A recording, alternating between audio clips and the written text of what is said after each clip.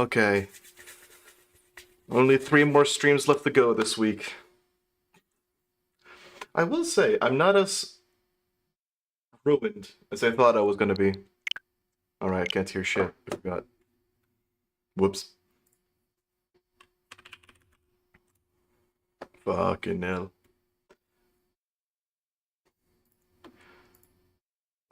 Yep. Ugh. God. Blood on the clock tower, just less than a week away. Yeah, start. This weekend is the first night, right? Yes, this Sunday, I think. The first night is always chill. Kind of. I guess it depends on what role you have. Because if you get the demon, then, well, shit. ENBYSS has Koga No, type I mean, if you get I mean, I guess you don't do anything on the first night as a demon. Yes, but you still have to mentally prepare for what awaits. Yeah, no, for sure. I suppose. What the hell was it doing here? Okay, so we have, I think, one of 2 things, or I guess 3, technically. We can either just hightail it to Ganon, try and do the fairy stuff, or I guess do shrines. So... didn't we get a marker for where the fairies were? Yeah, the round ones with the weird onion inside it is like above you. Yeah, that one. Onion. Okay, that's the onion. Gomo becomes real with Lincoln time. Lincoln Park. This isn't the one that I was... Hi, Borin. No, I didn't do that one, I don't think.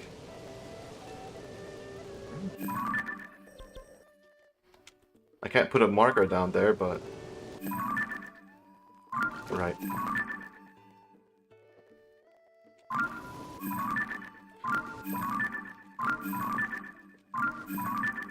Yeah, this is very good gameplay right here. God.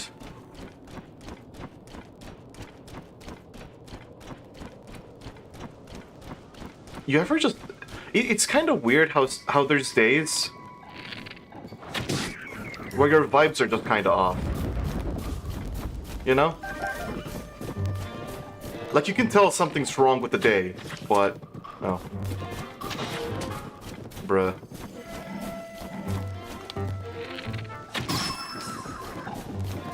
Oh, wait.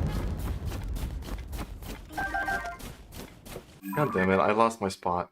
Oh, there it is. I think. Oh my god. Fucking stop. How many goddamn horse riders are there? I woke up at 6 and haven't slept since. Why? Why did you... Why? Why would you do this to yourself? I wish I had more Zonai bows. I have the Demon King's bow, but... Wait, actually...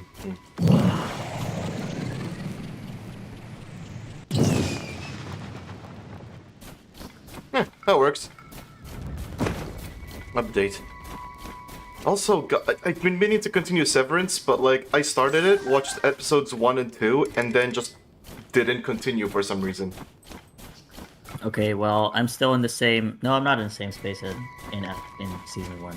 I watched 2 more episodes, I think. Oh, okay. But I still haven't finished Season 1, so... Yeah, I mean... I'll be there with you once you do decide to go on. Yeah, maybe in like someday I'll just get the urge and then I'll just blitz through 5 episodes at once. Apparently the finale is tonight, but like American tonight, so... Tomorrow morning, I guess. So tomorrow. Yeah.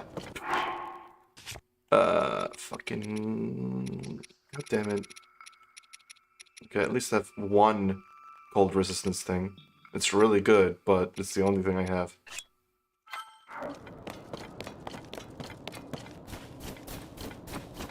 Literally, I could have just sucked it and taken the hit. Uh-huh. The sound of a horn.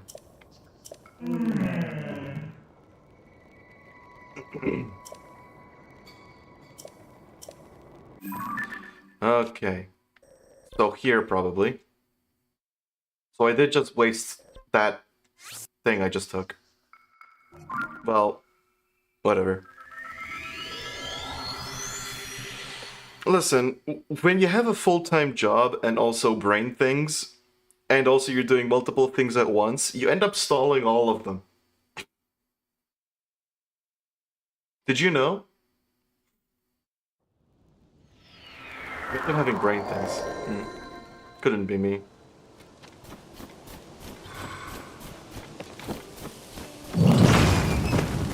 I don't even know how it feels like to have brain things.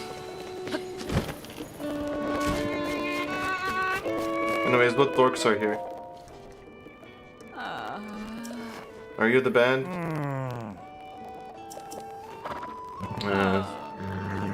Oh, right, it's Zelda's Weird, number 37. I'm fine. I don't really care. Oh, thanks. Yeah. Yeah. Yep. I've done all of this.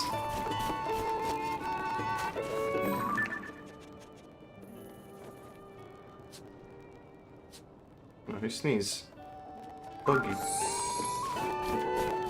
Doggy loved me being around.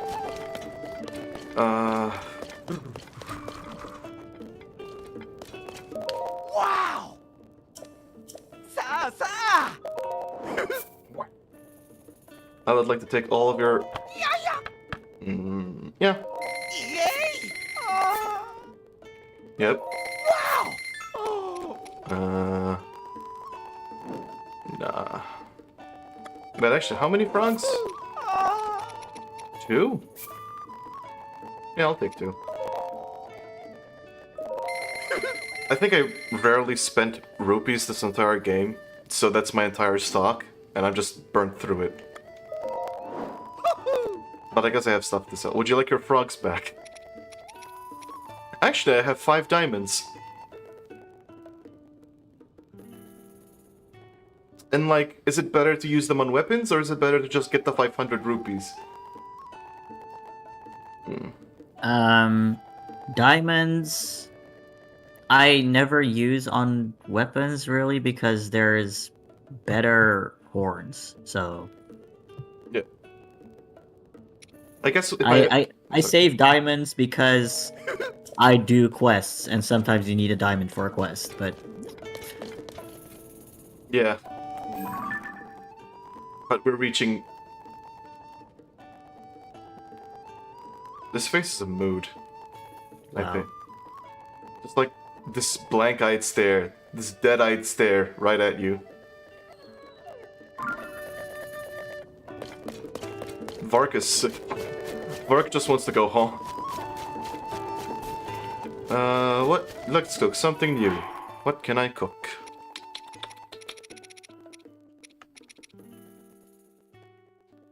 Increases attack power, don't care. Allow you to stay cool even in arid regions, no. Yeah, I don't think I have anything against the cold. Increases your cold resistance when cooked into a dish, okay. Hold, and then just, I don't know, add some raw meat. Just a finina.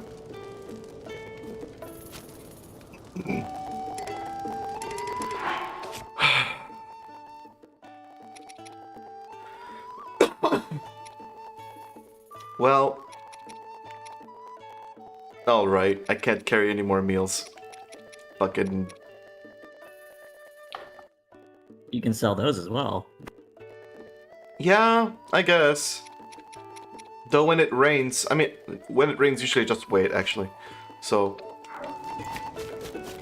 Let's go sell some meals, baby!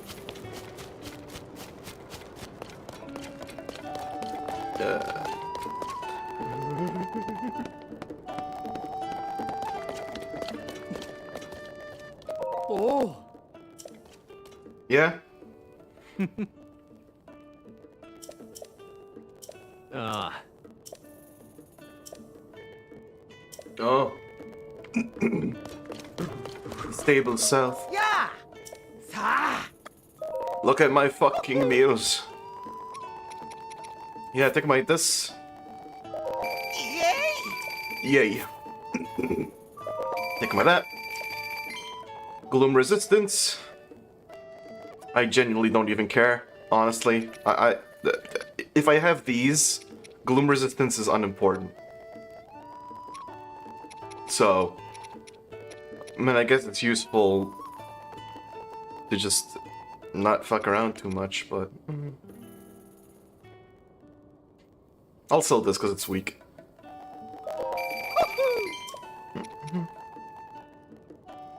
Yeah.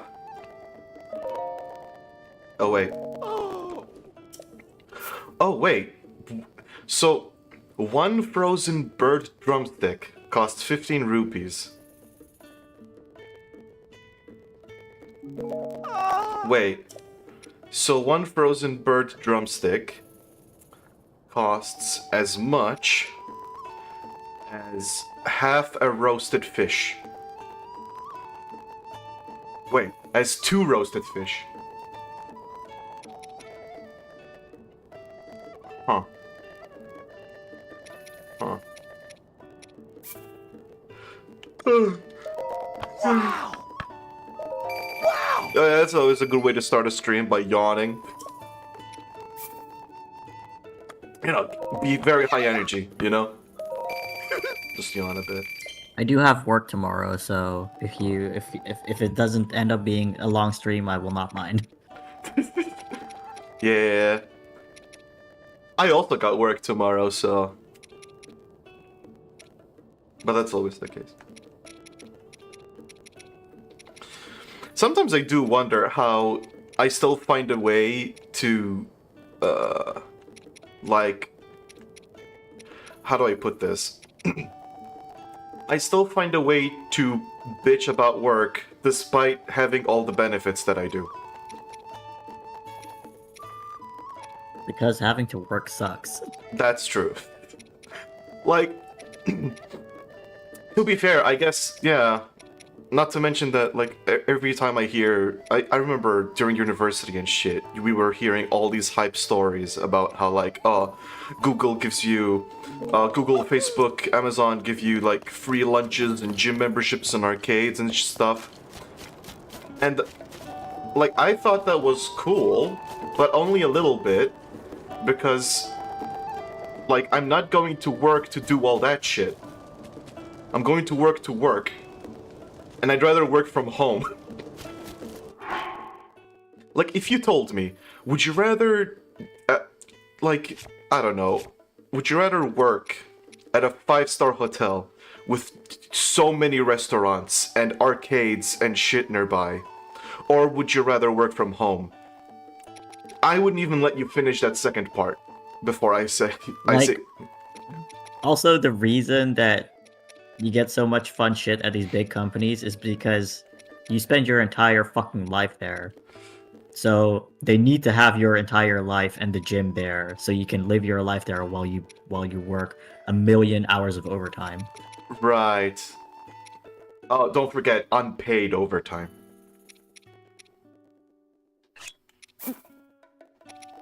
Look, we're all about giving you benefits, but we're not gonna give you more money. That would just be weird. Literally, the only reason that I gave a fuck about these big companies is because you get higher wages, and that means I can retire earlier in life. That is it. That is, like, genuinely it.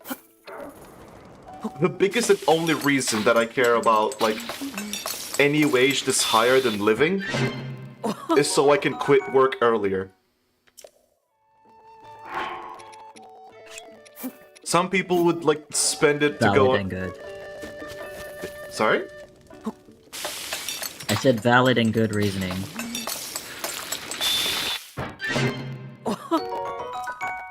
I mean, obviously I do, like, spend money on hobbies and shit. I mean, lighting, microphone, this, that. But, yeah.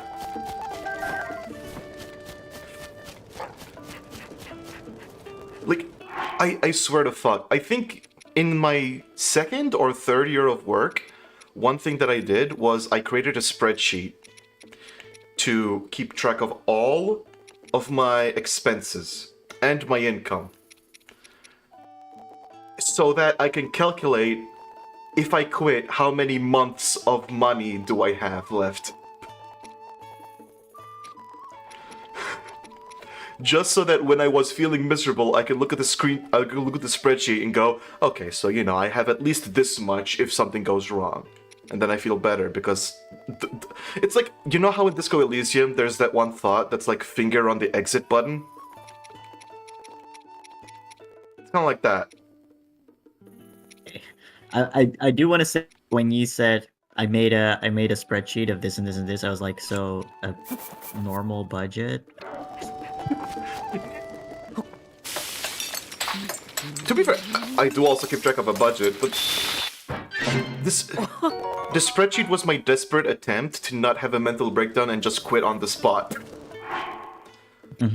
I distinctly remember, like, I think it was a long time ago, like years ago, where I was literally like, I don't know what happened, but I think midway through the year, I had this realization that the next like 40 years of life are gonna be full-time employment, and something in my brain snapped and just started panicking at that point. Luckily, enough years of working breaks you, so now I no longer consider it. This is a very happy stream. I don't even know what I'm cooking at this point. Oh well, it's the same thing. Retire and become a full-time gamer. I swear to fuck. I think during my second year of work, there was a genuine thought in my brain that was like, I know this channel is barely getting any money, but part of me wants to quit and just dedicate full time to this just to see if I can make it work. Of course, you know, I'm like 26 years old, so my brain has fully formed by now, so I know that's a terrible idea, but, you know, there's always a little urge. Yes. Oh yeah, Mario and Waluigi's love child. I forgot.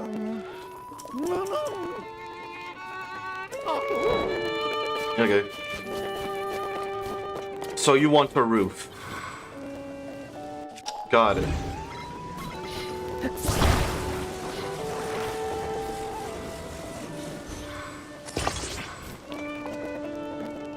That's kind of a roof.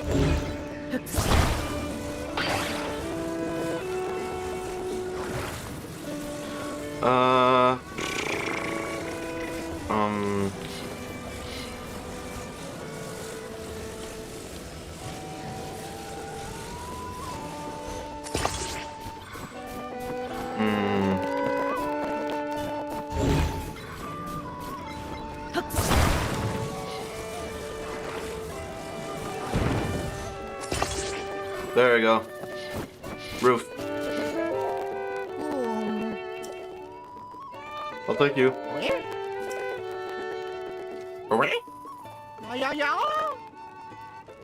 Whoa!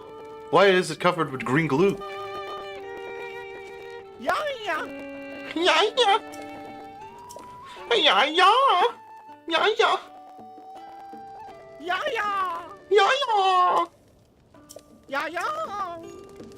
Imagine if, like, one of your, like, you worked at a restaurant or something, right?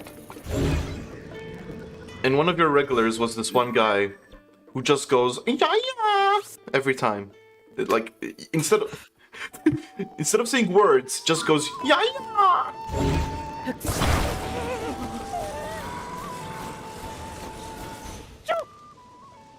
Oh, right, I forgot. Horse.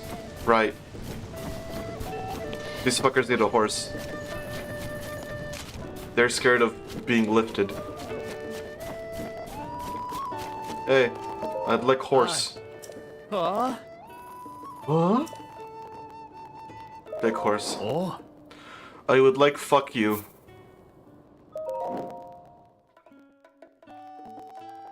The second name is Rupias, and I think I literally just came up with 2 syllables and mashed them together. Oh. Like that was the entire motivation behind all of that. Oh. Yep. The world's bad. Did you know? The world's covered in gloom and shit. Who would have thought? Life's miserable. Life's bad.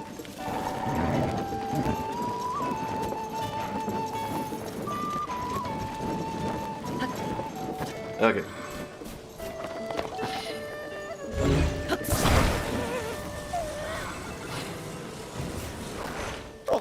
Shut up. I'm trying to make this work. No. What the fuck?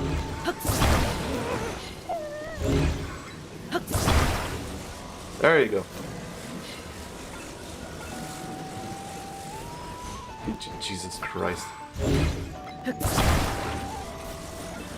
You know what? Good enough.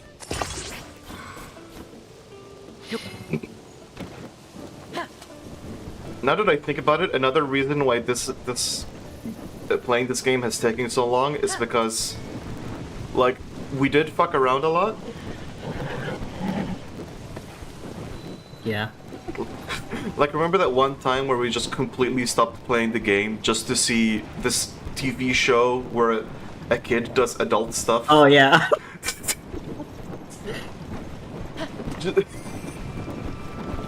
Just fucking... That was good. And then we never did it again.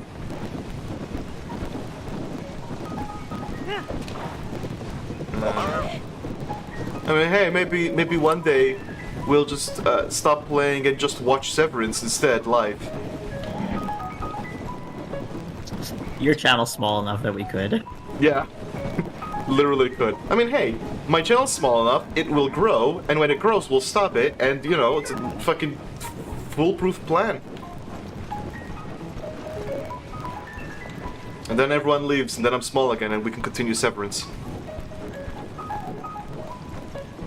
Adam Scott. Season 1 ends with, all of the innies realizing that they have innie belly buttons. And, Lumen goes bankrupt as a result. Yeah, yeah. Yeah, yeah. Yeah, yeah. Yeah. The severance surgery is just giving you a different belly button. Exactly. And the idea of having a different belly button is so terrifying that your mind splits into 2 just to cope with it.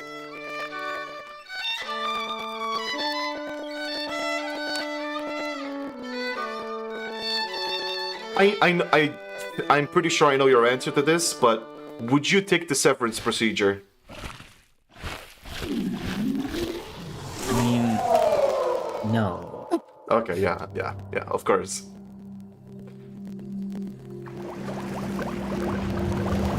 Like, yeah, it's kind of a moral quandary, right? Because yeah, I would love to never have to consciously work again, but morally speaking,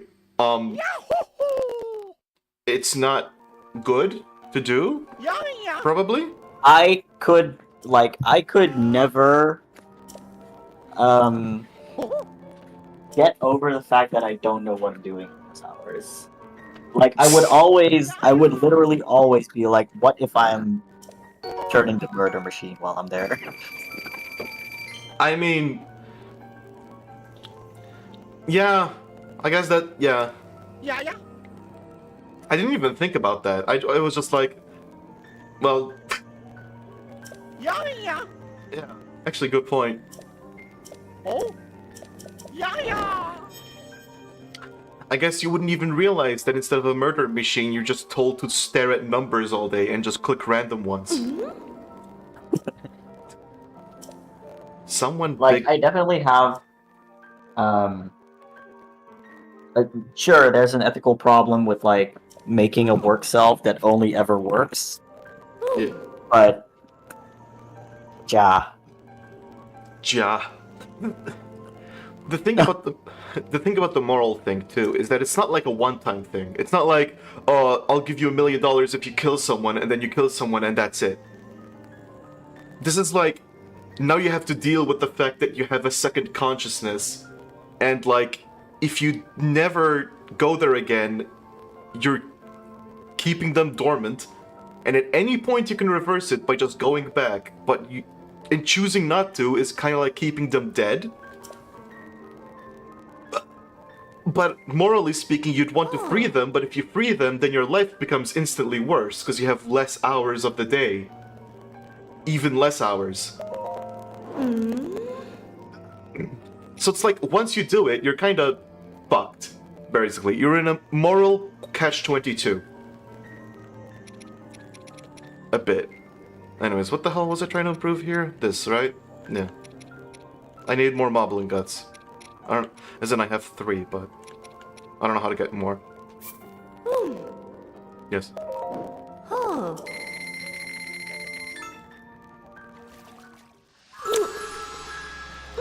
Where are moblins? Actually, I can probably find. No, I never took a picture of them, I don't think.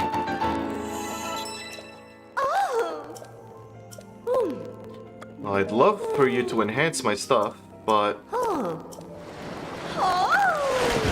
Okay. So. Moblins. Where are they? Probably don't have them in the Hyrule Compendium. Because I literally never think to take a picture of these bastards. Oh, there's a tree. Yeah, it just never comes to mind, I guess, to take a picture of the enemies.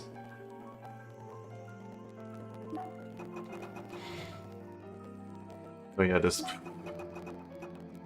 Yeah. Okay, Hey Google. Moblins where?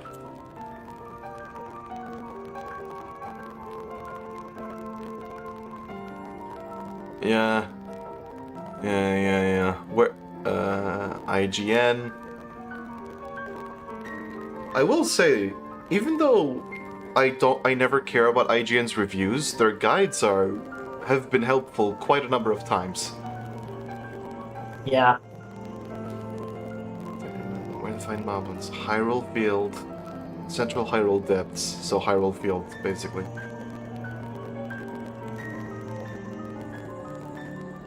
Hyrule Field. There, so around this area. Let's just kill some moblins real quick.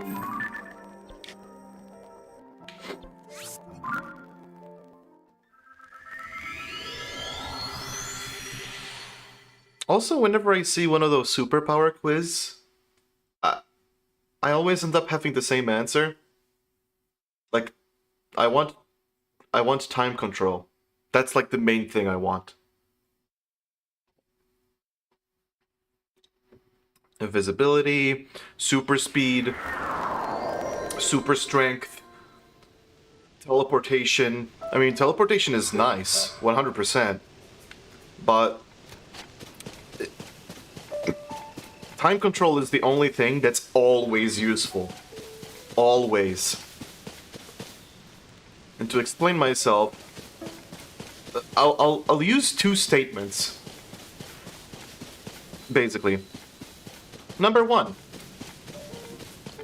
Consider that almost on every workday, a third of it is spent working. Another third of it is probably spent doing, the chores. Another third of it is spent sleeping, which leaves you only 1/3 to be conscious and have free time. Number And two. that's true for you because you work at home. Other people have to add commute to that. Oh yeah, for sure. 100%. There was a time where I had to deal with commute, and even though the place was close by, I still found it I still fucking hated commute, especially because of traffic and shit. But yeah, okay, so let's say you get like 6 hours of free time, and most people have shit to do during those 6 hours. So let's say you have like 3 hours of chill time every workday. Now, consider the fact that you have time control and you can turn those 3 hours into any number of hours you want.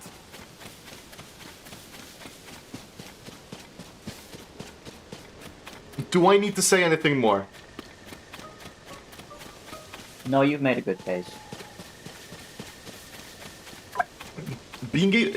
It's literally kind of immortality in a way too, because at any point you can just pause time and you're kind of immortal. No, What do you mean, no? it is kind of like being immortal, which is exactly why I don't fuck with time powers. Because you don't want to be immortal? Hey, look, a shrine! A shrine? Oh my god, a thingy. I didn't even notice. You don't want to be immortal? No. I mean, me neither, but here's the thing. It's not immortality. It's controlled immortality. Yeah, but I understand the power is good, and there is a very good way of using it, even if that way is literally just having more time to yourself. But I, as a person with my personality and brain hang-ups, could not use it. That's fair. But okay, so you wouldn't use it. But if I was like, hey. Okay, I was gonna say something, but these fuckers confused me. God, the Master Sword kinda sucks, doesn't it? Well, is anything on it? No, but it's like the Master Sword. Does it have no damage on its own? I actually don't know what the base damage for the Master Sword is. If this fucking sword needs things on it to do any damage, then I can't believe they made the Master Sword so much less cool. No, it doesn't need things on it to do damage, but it's just usually... I don't know what base damage is. Maybe its base damage is like 5, because I should not be... This fucker should not be surviving like 30 hits. No, I mean, that's a silver book goblin, so that's big HP. Oh. You blew all your shit away. Don't let his appearance fool you. He's pretty tough. Man. But why? Why is he pretty tough? Why can't he be soft and easily killable?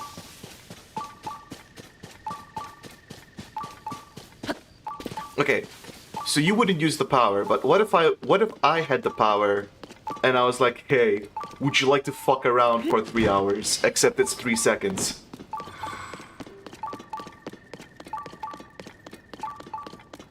Like, what if someone else that you trust, of course, offered to do some temporary time shit?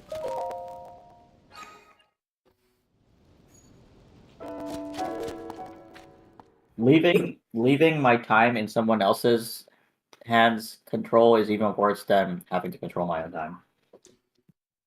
Okay, because part of me thought like the fact of having those powers at all made you scared. Yeah, that's fair.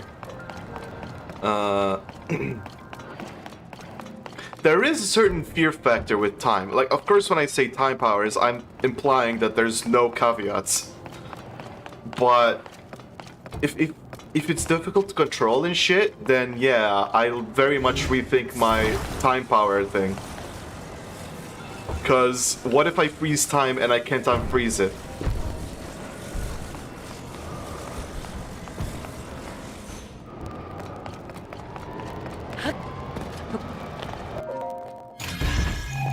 Yep.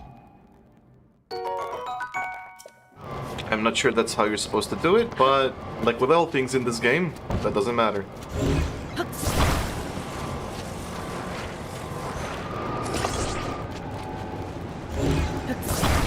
Nice.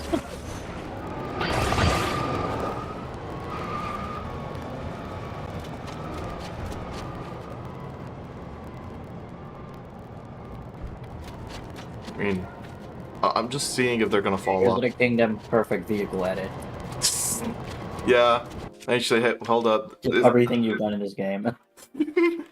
Damn, I wish I could save this template just in case I want to replicate it in the future. Damn. Such a good vehicle. Okay, now there's this, which I'm guessing you need a vehicle to outspeed. And you can't do that, right.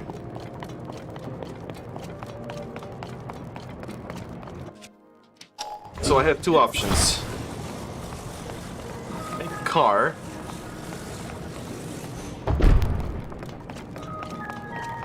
Or don't.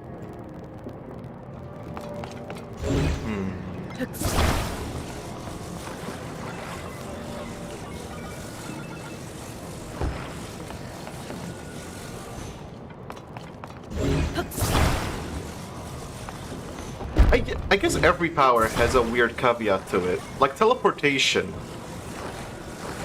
It depends on how it works. Yeah, wrong direction. Because, like, considering the fact that the Earth spins at like 60 billion kilometers per hour or something, if you teleport it correctly, you can just end up in the middle of space. And then, oops. That implies that you can't control where you teleport to.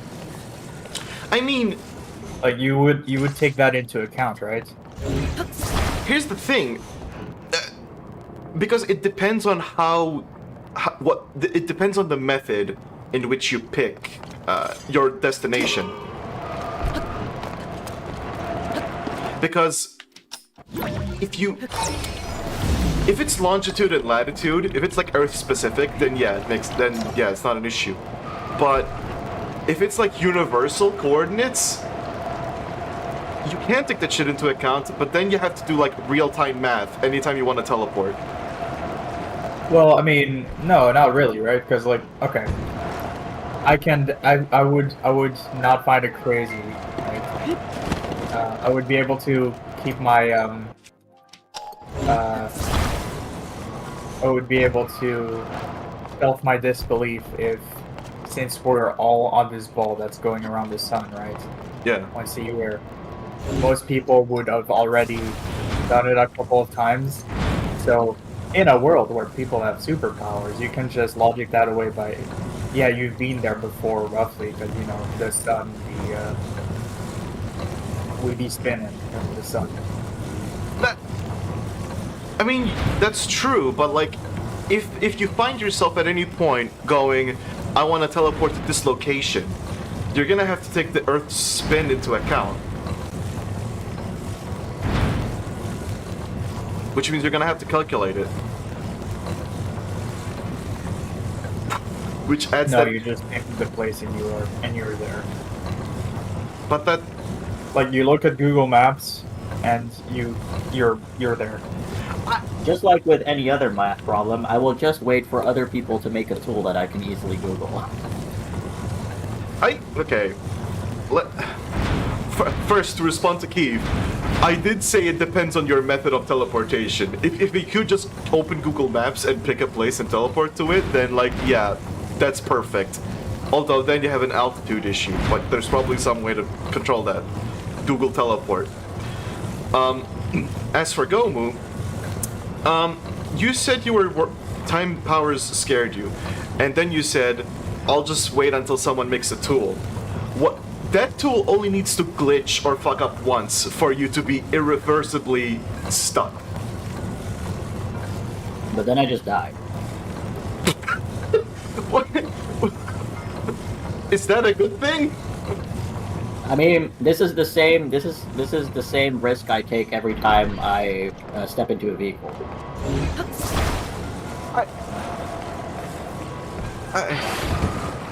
Have you seen the numbers?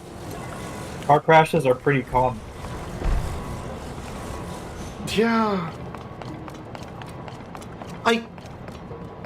Okay, yeah, I know. This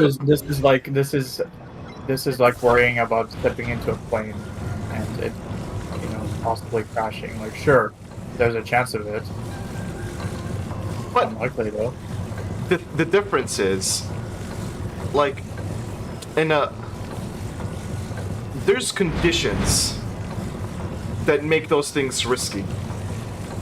Like, you're not exactly like depending on, like, yeah, I guess theoretically in some sense you are depending on other people, but those people also like don't want to die, so there's something there to like reduce risk.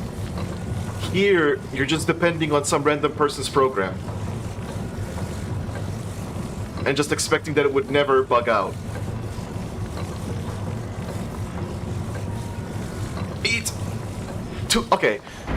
To me, it's less like airplanes, and it's more like going to the casino and like betting anytime you use this app.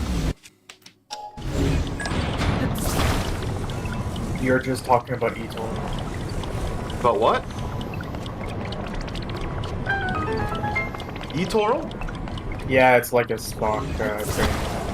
Oh.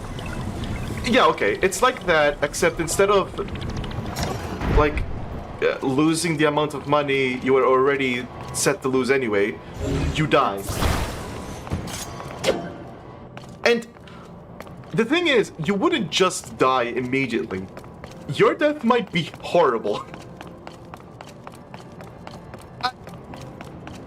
Like, being stuck in the vastness of space is not a quick death, I don't think.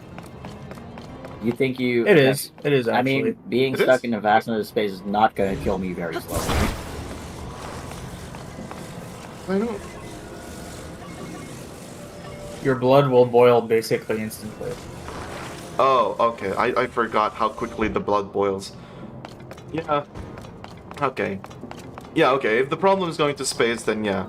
If the problem is accidentally no-clipping into a building, that's a different issue.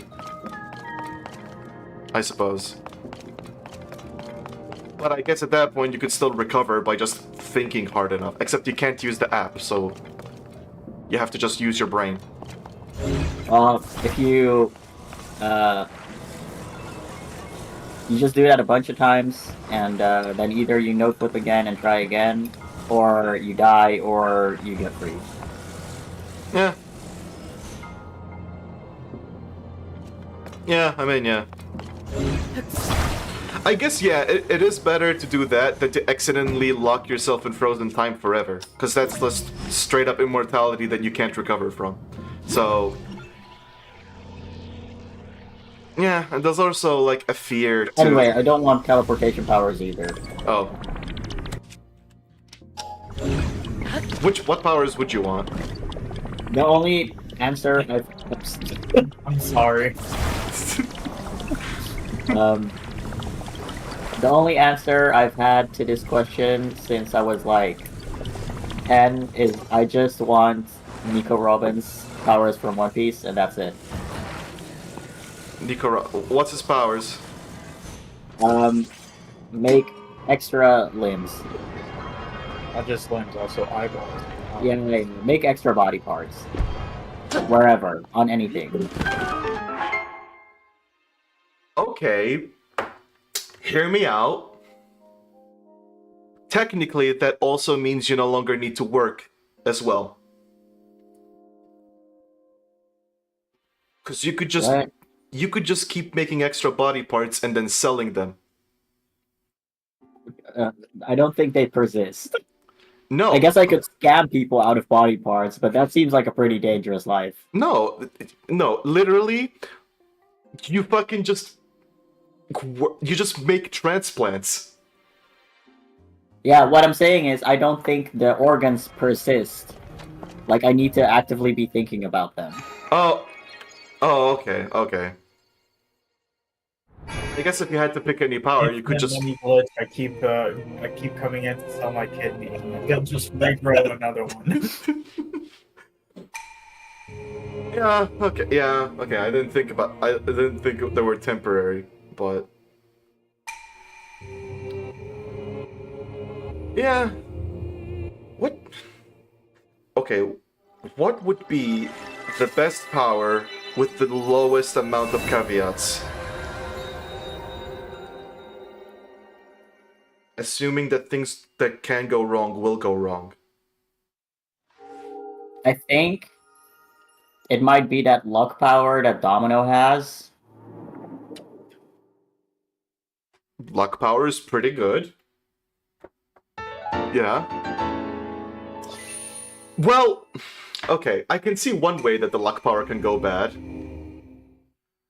And that's if, for example, you can't just make luck out of nowhere. To get good luck, you have to cause bad luck elsewhere.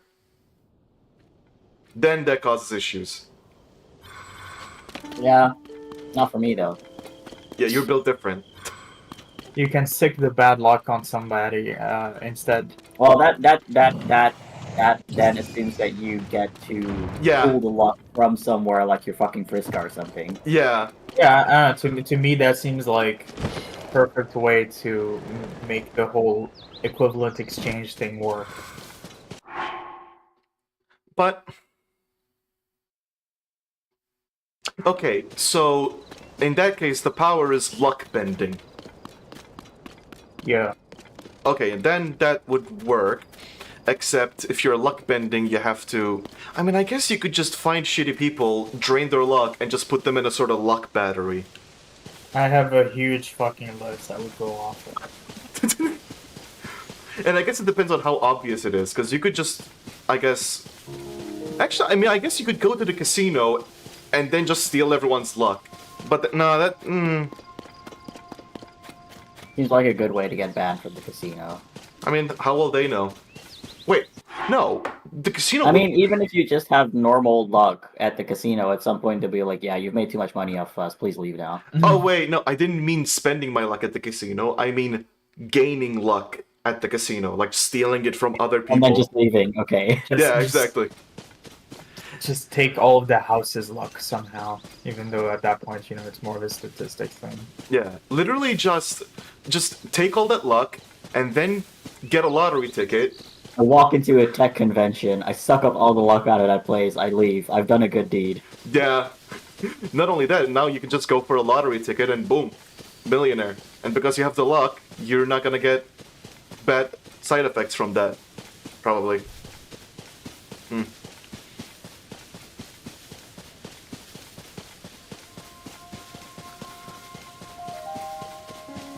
You looking for something? I don't know what the hell I'm doing. Right. I was looking for hoglins or something. I think that's a hoglin. That's a moblin, yeah. Do you need silver ones though? Or does it not matter? I just need moblin guts. How far are we going for the caveats in this? Because, to me, just a healing body, you know, regeneration, but not necessarily immortality. I don't care about that. What would be the caveat for that? Like, I'm not gonna go out making enemies that will, I don't know, decapitate me but keep me alive or something. I'm just a chill guy who has perfect skin and very healthy organs and lives the plausible maximum extent of a human lifespan with modern technology. Okay, now you're just bragging about your... I don't need to use this power, I'm just like the peak physical condition. Yeah, I just get to live an incredibly healthy life. I guess that's good.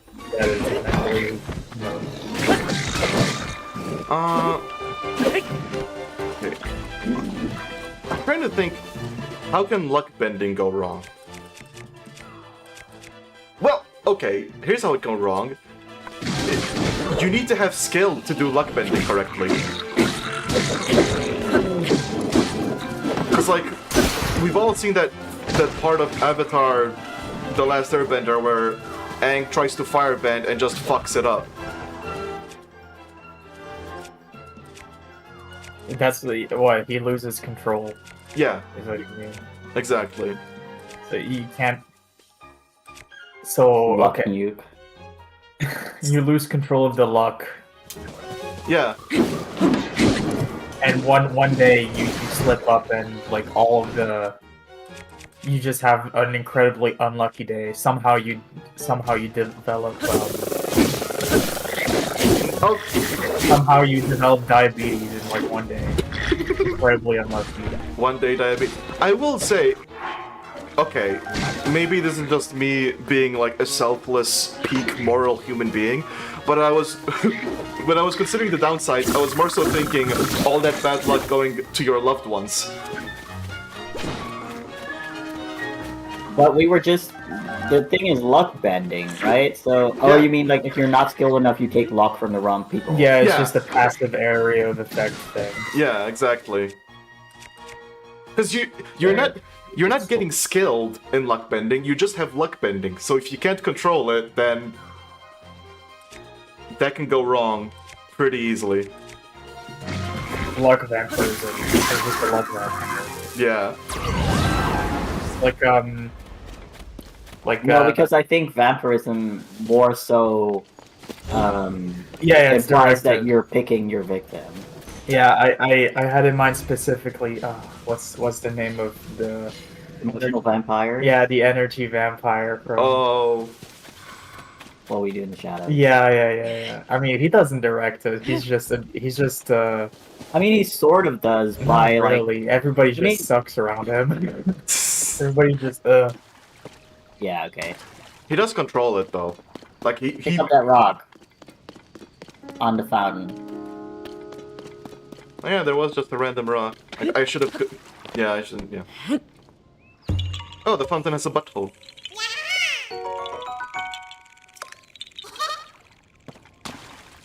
I was trying to find the guts, but I don't think I. Did they just not drop any? Or also fucking. What are you looking for? Moblin guts.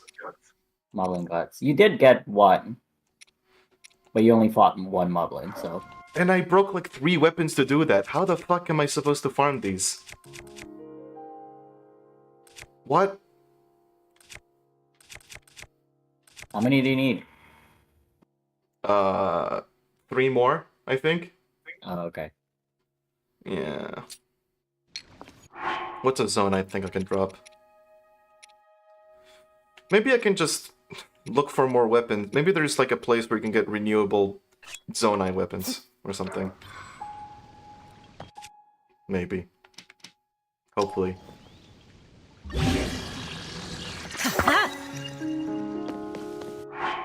Uh-huh. Okay, so luck bending can go wrong. What other powers are there?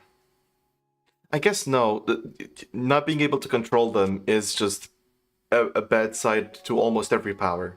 Yeah. No, yeah. Hmm.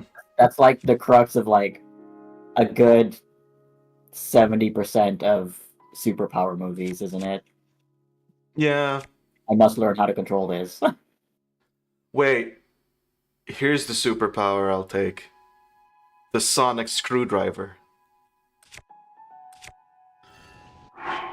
Is that a kind of cocktail? Oh, God. God. Zero Media guy strikes again.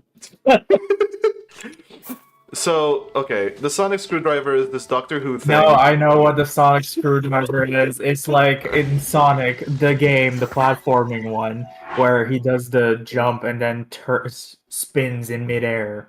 Is that what that is? No. No. Is it the Doctor Who thing? Yes. Yes. Okay. Okay, now that I say that, yeah. Is it the little flashy thingy that he Yes. holds? Yes. That's Yes. not a superpower. That's me me holding a Glock. That's not I mean, in it's some not se- a superpower. I mean, in some sense, when you have a Glock, that is kind of a superpower. Me going back into time. Don't think about it. That's not relevant to the point. And shooting someone and pretending to be a wizard. I mean, you can. This is my weirdly shaped metal wand. A big boom happens and you die. Yeah, I have the power of shooting small pieces of metal at the speed of fucking sound or something, straight at people. That is that is a superpower when you say it like that. So, Better technology is a superpower. I agree. But this is just the like sufficiently complicated technology is magic. So yeah. Yeah. That's my favorite kind of technology. exactly.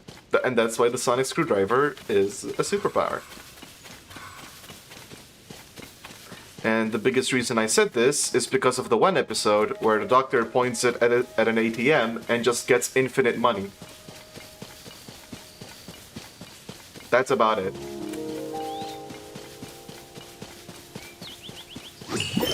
Look,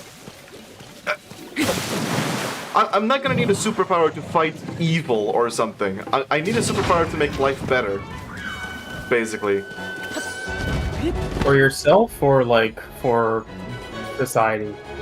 It would be great if it could be both.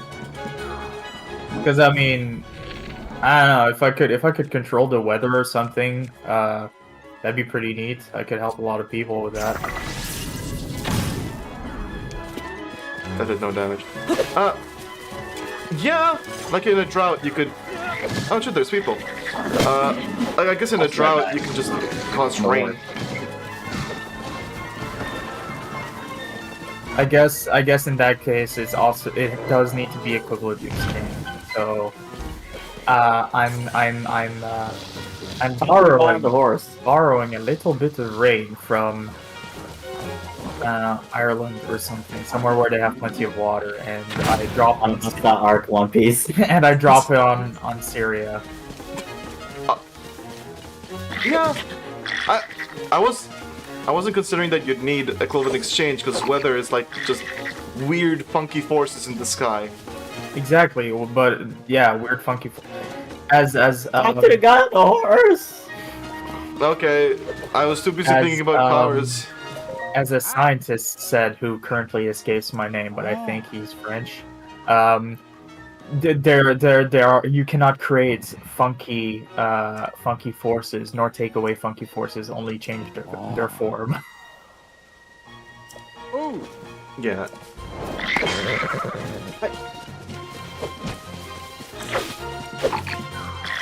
Yeah. Weather control. But then you sort of run into the same problem of, oh, I can't control weather to control, and I accidentally sent a hurricane to Syria instead. Well, yeah, you need to learn how to control it. So, like, instead of immediately, I don't know, trying to reverse the deserts in the Sahara, I make it so that on some asshole I know, only their house is rained on. So like it looks very bad from inside their house, but actually it's nice weather and they're the only ones getting hit by it. Yeah, but then there's the problem of how are you going to safely learn how to control it?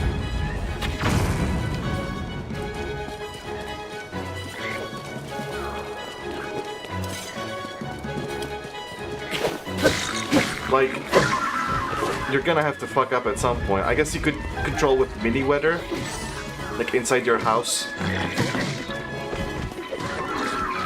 Gomu wakes up and for some reason there's a rain cloud in the living room.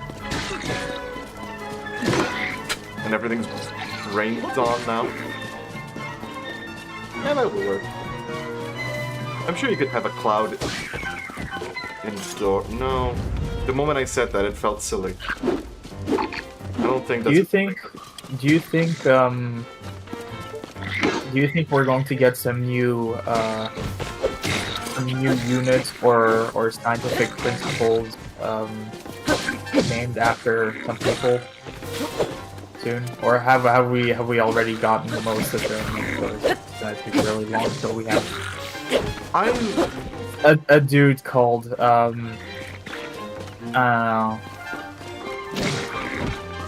don't know, Shaquille, and then we The Shaq effect. yeah, the Shaq effect, or Not a basketball thing. Honestly, like, I feel like that's gotta be the case.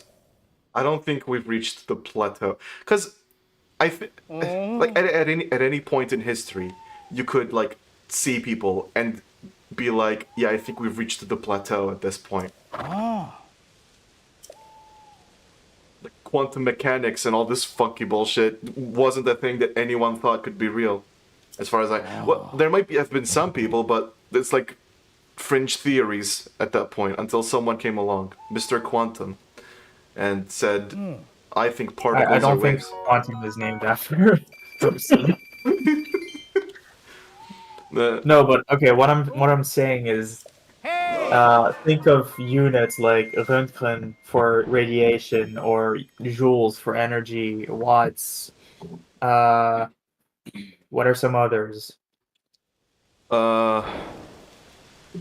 I mean, there's Pascals. newtons for force, like gravity. Yeah, yeah. Um, exactly. Like I don't know. I feel like Smoking tobacco or tobacco on the table.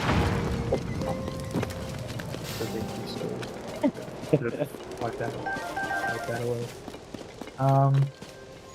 I don't know. I feel like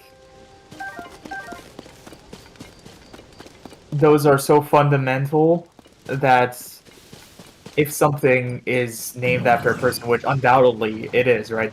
We're always working on this stuff. Yeah. Not me personally, but humanity. Uh, we're always working on this stuff, but I feel like anything that is recently going to be come up with is something that's so so niche or such an abstraction that nobody in our daily lives will get taught about it. I don't know if I agree with that because something that seems very niche now could be very integral and basic to future society. Yeah.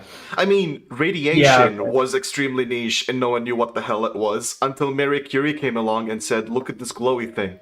Cuff, cuff. And it's not called Curie. That's so fucked up, right? That is very curious. That is very fucked up. It's not... So curious. Yeah, that is very curious. They're called rad. What the fuck? What's the measure? The measurement is Röntgen. Who the hell is Röntgen? Röntgen, I don't know. It's either like some Scandinavian guy or a German. But yeah, it's how you measure radiation. I mean, I know that from the Chernobyl series, I guess. Should have known, but I forgot. Röntgen is Wilhelm Röntgen, who produced and detected electromagnetic radiation. Oh, different kind of. Well, I guess, yeah, different kind of radiation. So I guess it makes sense. Like nuclear radiation. I mean, I thought you were referring to stuff like X-rays. Oh, because Marie Curie was like with like nuclear radiation, right? Yeah, she was fucking around with little vials of uranium in her blouse. Yeah. How'd she die? Honestly, kind of fucking well. I mean, yeah, okay, but specifically, like, did she get breast cancer or something? Or your whole shit's fucked up. Radiation is. It does kind of fuck up your entire shit.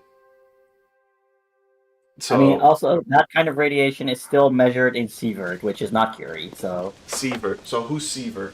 Who the fuck is sievert? Who the fuck is Sievert? Sievert. The sievert is a unit that measures the amount of radiation absorbed by a person, named after Rolf Maximilian Sievert, the father of radiation protection. Wait, what the fuck? When was Marie Curie? Actually, now that you say it like that, maybe the only reason I know sievert as a measurement for radiation is because most of my radiation knowledge comes from in medicine, where we all care about how much radiation specifically is being taken up by the human body. Marie Curie, born 1898. I guess Marie... Wait, no, sorry, that's her daughter. Oh. Wait. No, she's born in like the late 1800s. Yeah. I mean... Yeah...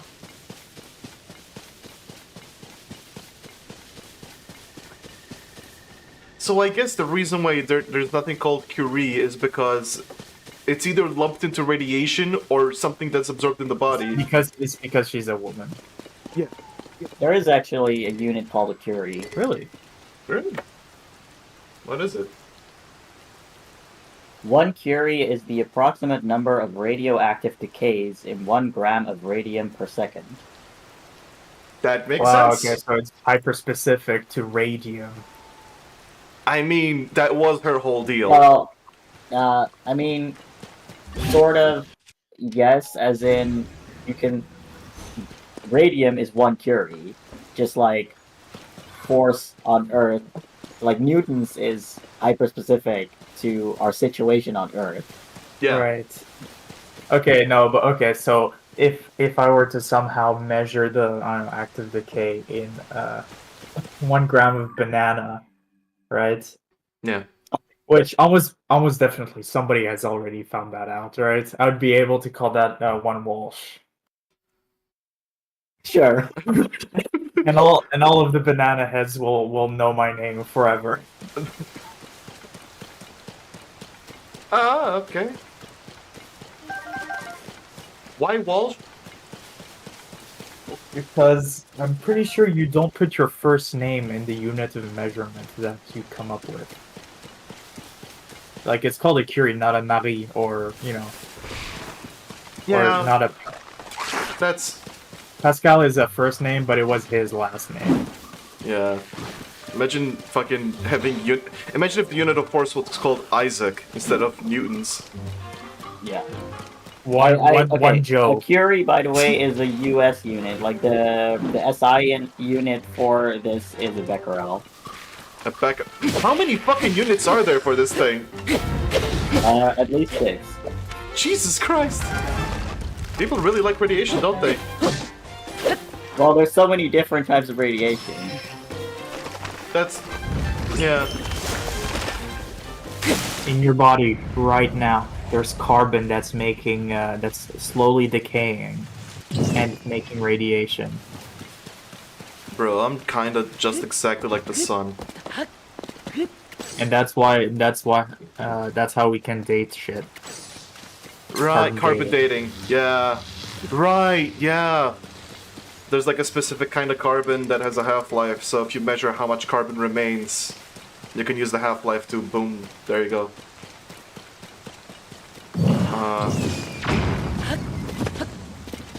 Forgot what we were talking about. We were on radiation, but I also forgot. Oh right, We were first talking about superpowers with caveats, and then you suggested like if we're gonna find any more units. Yeah. And I think yes. Cause yeah, right. That's how we ended up on radiation. Cause like radiation was also a niche thing that suddenly we understood, and whoa, look at it. And boom, there's uranium everywhere, and so on. Like, there's still dark matter. Looking on pipe here, and I'm on a Wikipedia dive right now. I mean, yeah, I mean, there's fucking dark matter, which we... when we figure that shit out, that's probably gonna be something. Probably. Antimatter. Someone created a sun, so there's probably some way of measuring how much sun your sun is, or something. We could definitely come up with more units, I think.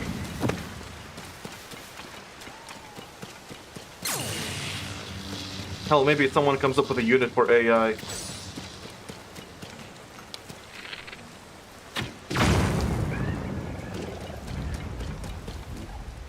What would a unit for AI be called? Actually, how would you measure AI? What? I don't fucking know. My brain just went, what if AI had units? Well, okay, let's think about something else. Okay. Okay, something that's not AI. What if sentience had units? What if sentience had units? That's I think in current internet parlance we call that a brain cell. Oh. Wait. So what's our sentience unit? Actually, referring to it the same way as a brain cell would mean that people with smaller brains are less sentient than people with larger brains. Yeah. I said in current internet parlance, where you say he's holding the brain cell. Wait, okay. This guy's got like 3 brain cells. Wait, I made the mistake. It's not... I meant sapience, not sentience. Okay. Pretty big difference, I think, between the two. Which I didn't know about, but good to know about that. I think what I'm saying it's even more applicable to sapiens than sentience. Yeah, but sapiens isn't just brain cells, though. No, but like in the way that I'm using it, it's usually like if you have no brain cells, it's no thoughts, head empty, but I mean, you are sapiens- still sentient. Sapiens does pretty heavily with brain cells, but also the brain cells in this case. Yeah. What the fuck is this place? Fort? Alright. That explains it.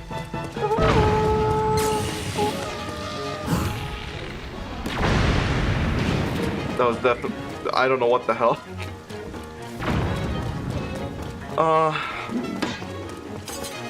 What things could get measured? Fuck, if we ever... like, understand how to manipulate time, that could become a unit. Relative time distortion or something. Relative time is already... That would just be second. That would just... Like, relative time is already delta t. Yeah, but I mean, like, fucking, if you just make a bubble where time is twice as fast, how are you gonna describe that in units? You're not gonna say delta t2. Yeah, I mean, that's kind of a thing of like, okay, you can make up infinite units. There's really only 7 base units in the, like, SI standard. Yeah. But who cares about SI? TBH.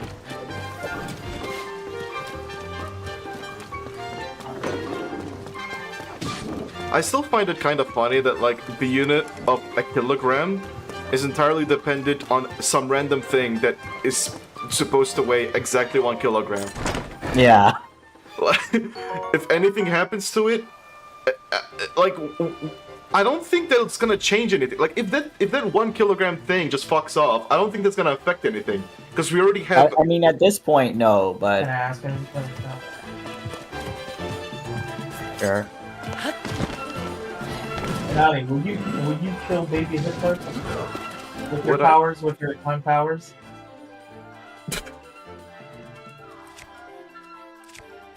I...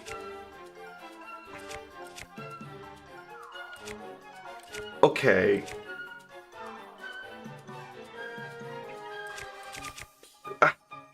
You put me in a hard position here.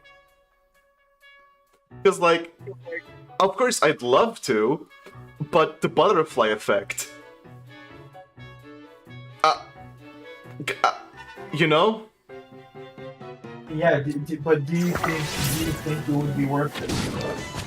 Would I think it Like, would be how confident do you feel taking that chance? And like, yeah, you know, no Hitler to come to power and do all of the stuff Okay. that happened. Like, what do you think? Do you think that the butterfly effect would be worse than Okay. The first thing I'll say is, I don't think killing Hitler would stop everything. Because someone would just replace him. No, it wouldn't. But okay, how about this? You like a time assassin and the hit of all of the highest ranking members of the Nazi Party, the fascists in Italy, right? Yeah. So just, you know, it's not unusual. There's just like a couple key members that played a very important role in the idea. And so you go down the list of names and things not one at a time that they get to work. My Nazi baby list. Yeah, exactly. I think that would be You spawn in like 18... Would you kill 10 Nazi babies? Yeah, you spawn in 1890 or however early you would need to get a good amount of them, and you just, I don't know, rent an apartment in Germany and go on road trips across the country and take out babies. But Keith, then Schindler's List will turn into Nazi baby list, and that's gonna be such a worse movie.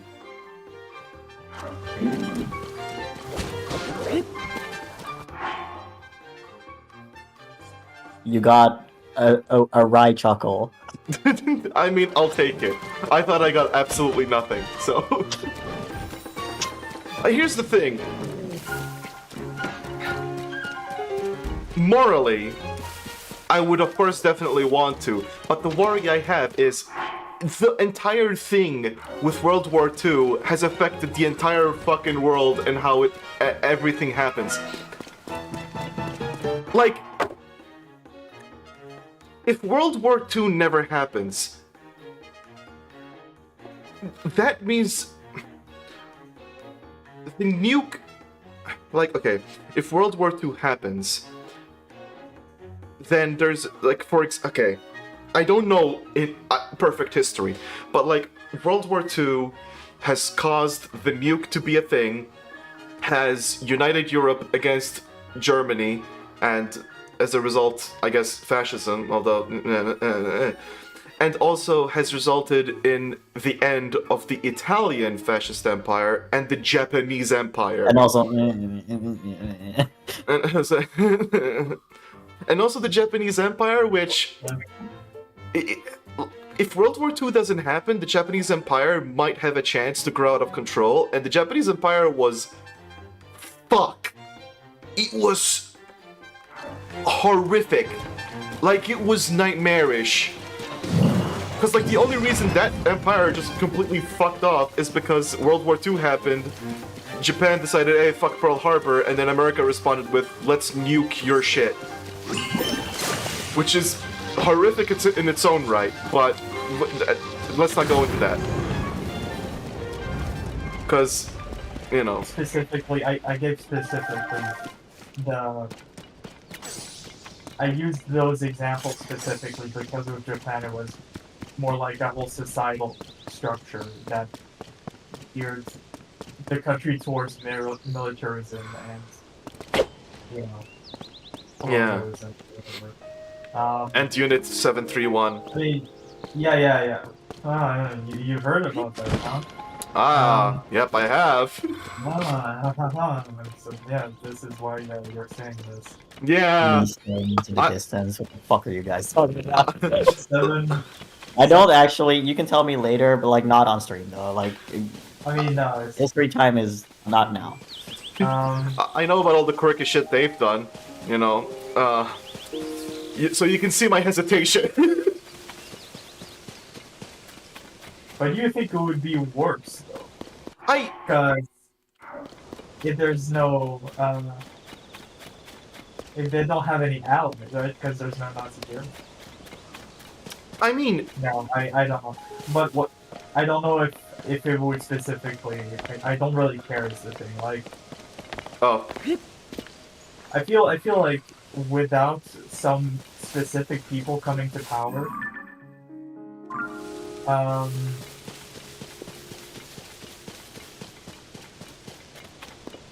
fascism would have stayed like this small cringe thing. Like, oh yeah, the Italians are being monarchy or whatever. Do you mind like joining the call on your own so that I don't have to hold the fucking Right. call button for you?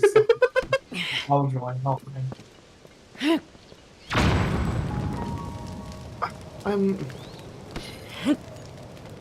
see, I don't know if fascism would be this fringe thing.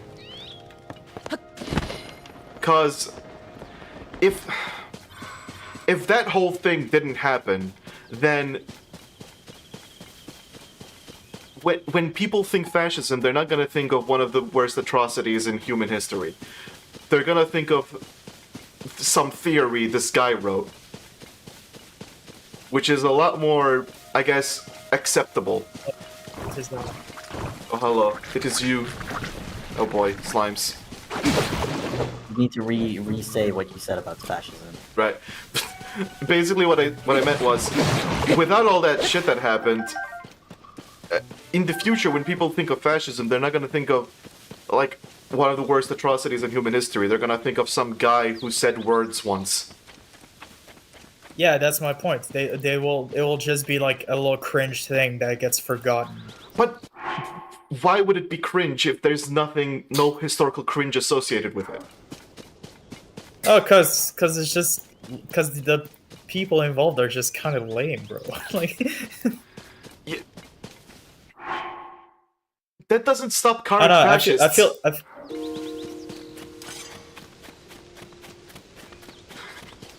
It's still cringe.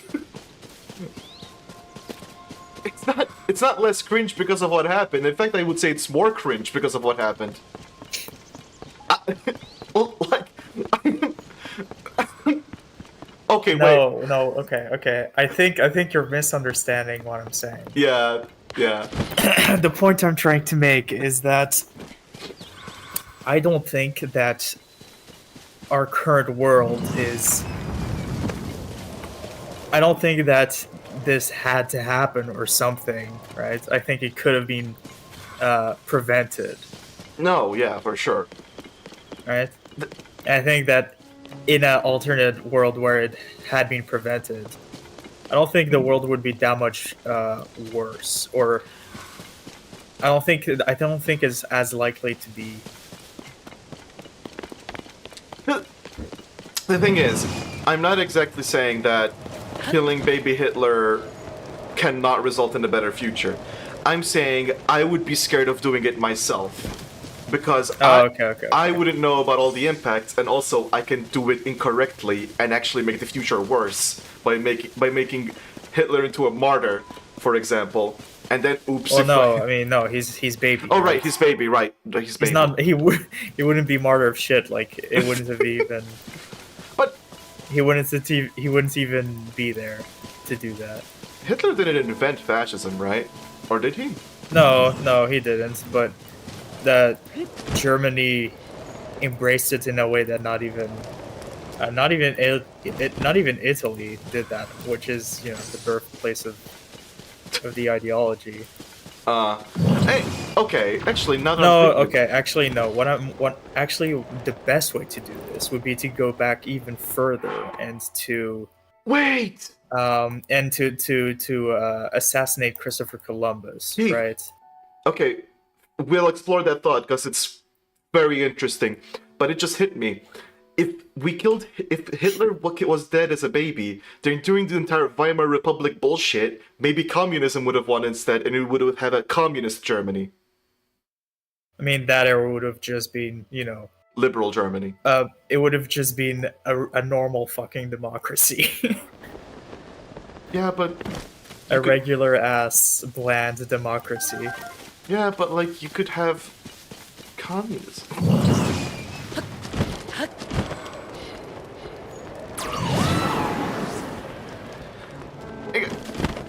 I mean, as we have seen in recent history, a regular democracy is kind of just like a respite from fascism, because eventually it ends up devolving into fascism because of how democracy works. Whereas I feel like communism is a more antagonistic force towards fascism than democracy is. Oh yeah, totally. Yeah. Like, okay, there's some history. I'm not a historian, but like, democracy will always devolve into that shit because of how the nature of everything works. The other side actively fights it and shuts it down. So, maybe fascism would be significantly weaker, actually. Oh wait, and then you'd have... Maybe Europe wouldn't be a part of the West anymore. Actually, wait, I think Europe would definitely fight a communist Germany either way. They would, right? Okay, would they want to though? I mean, I'm assuming because like a communist Germany could have still been expansionist, and that would have still caused a world war. I think. Maybe without the whole thing, but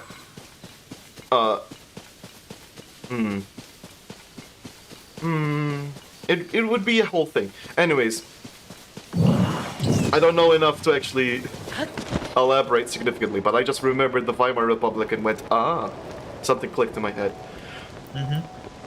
Christopher Columbus. I feel like the universe, the entire Earth would be a significantly better place if Christopher Columbus was actually just executed in front of everyone instead. Well, I mean, it'd be better if he were just not famous. I feel. It would be better if he never existed. Yeah. Yeah. Well, I mean, yeah. God, can you believe? Can you? Sometimes it feels. Sorry, one thing.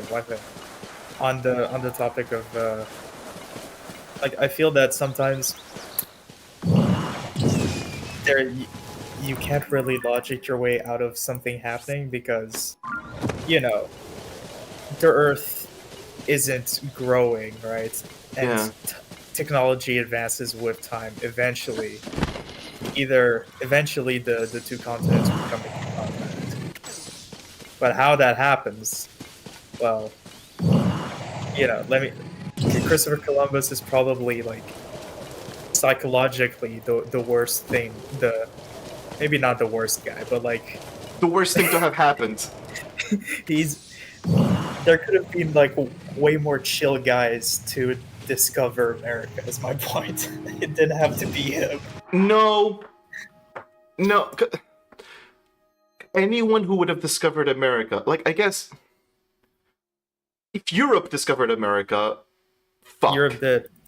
Yeah, like, if Christopher Columbus didn't exist, if a European discovered America, we'd still have the same issue, I think. Because they would just kill everyone. So, if no one discovered America until way later, or if someone else discovered America, like... From what I've heard, China was pretty chill when it visited other countries.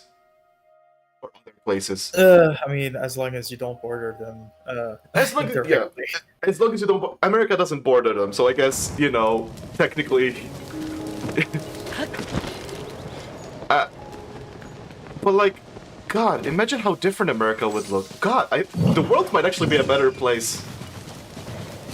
Actually, no, not actually. I think it might genuinely just be a better place, straight up.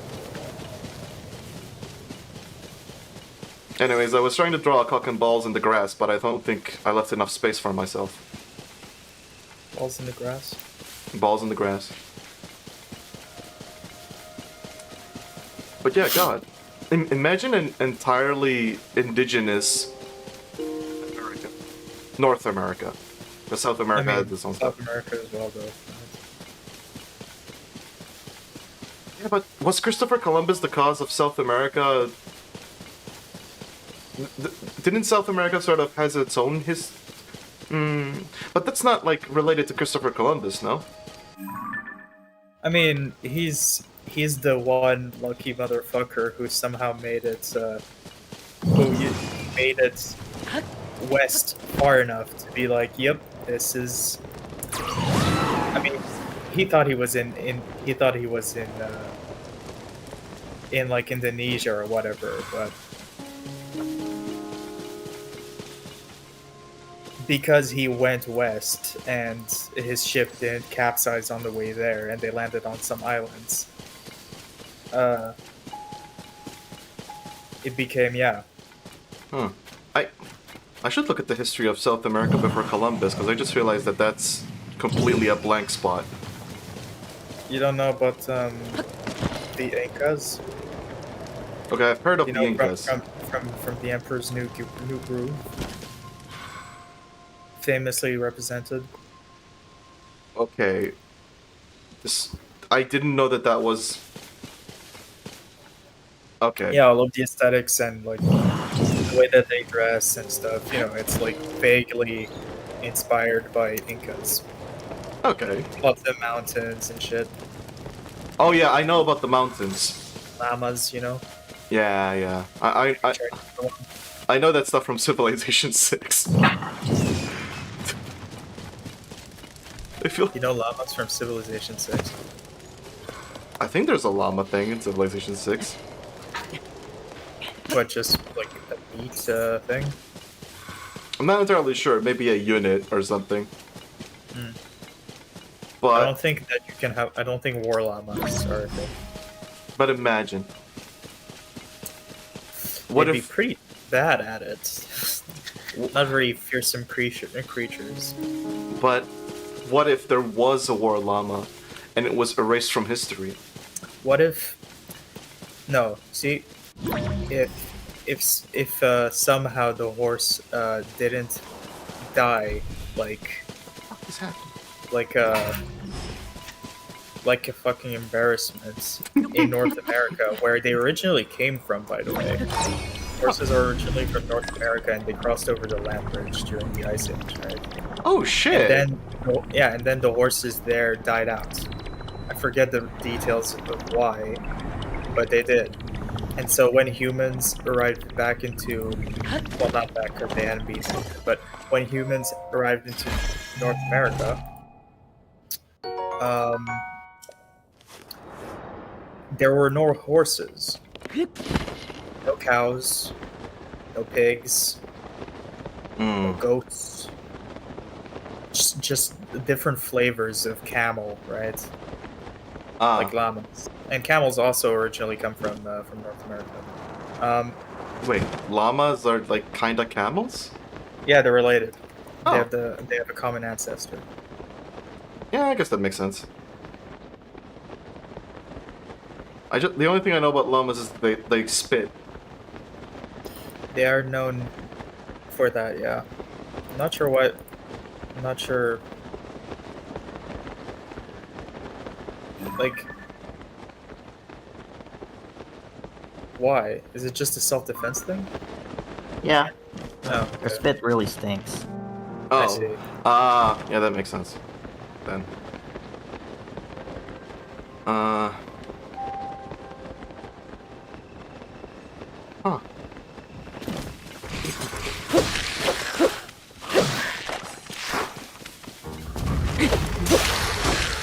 God.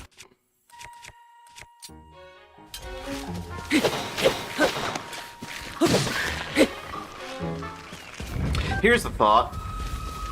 If Britain managed to kill all of the Americans, Like, they're colonial subjects, you mean? Like those fucking 13 states that rebelled and did the Boston Tea Party thing.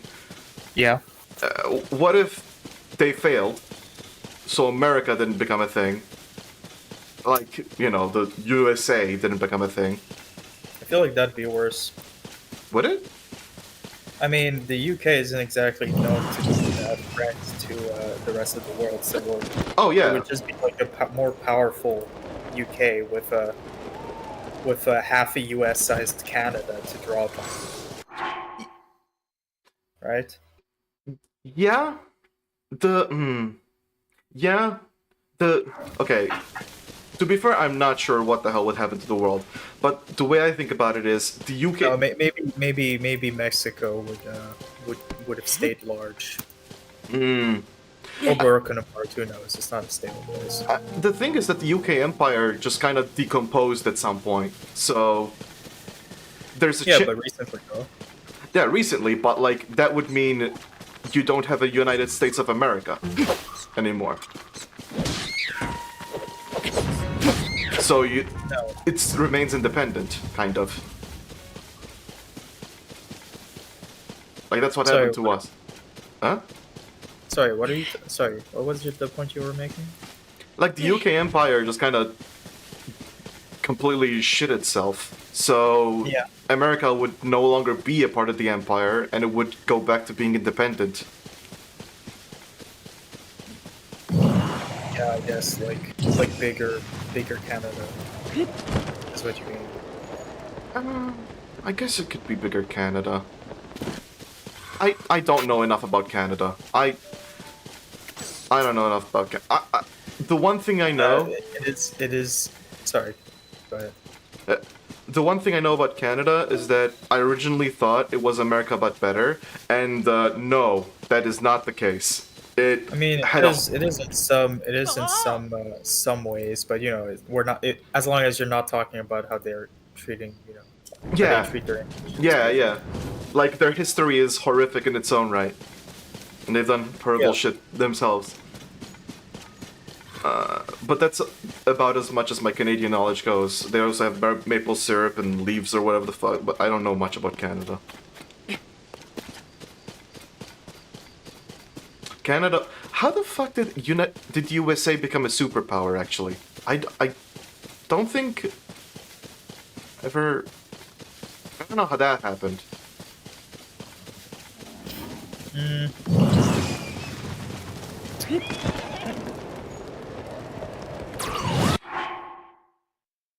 Because it wasn't... I mean, I know there was the whole slavery thing, but it wasn't just that, right? Because the entirety of Europe did that. Well, it's big. In the center of the U.S. is like the largest contiguous bit of arable land in the world. Besides, I guess, the steppe, but that place has way worse weather.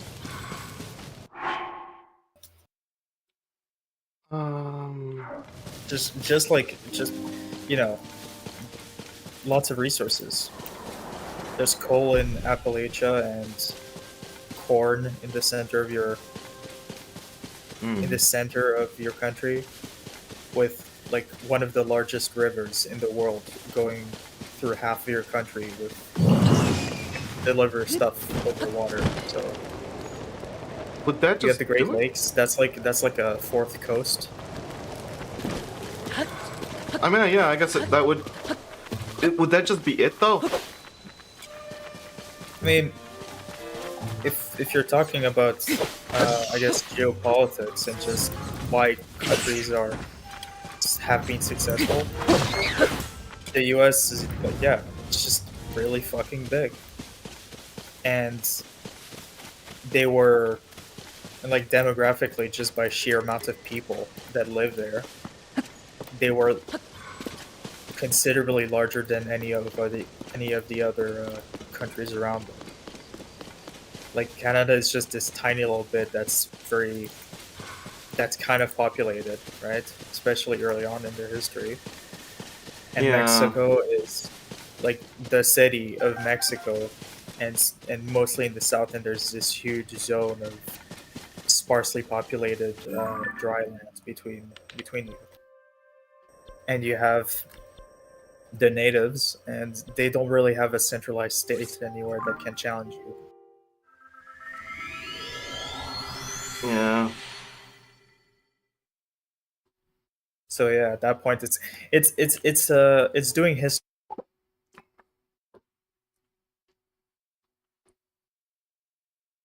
At this point, my brain is just kind of desperately trying to find a way for the natives to still be alive and have a good, like, life, and not be completely fucked over. So I'm trying to find anything I can for that history to be possible. Europe did fuck so much shit up then. It's I wonder what the world would look like without a Europe.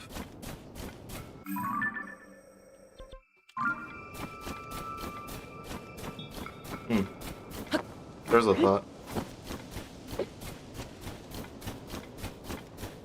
Actually, I wonder what Africa would look like without a Europe. That's a big thing. Because Europe really fucked that entire place up. Well, a bunch of it. From what I know. Why are there so many silver evil enemies now?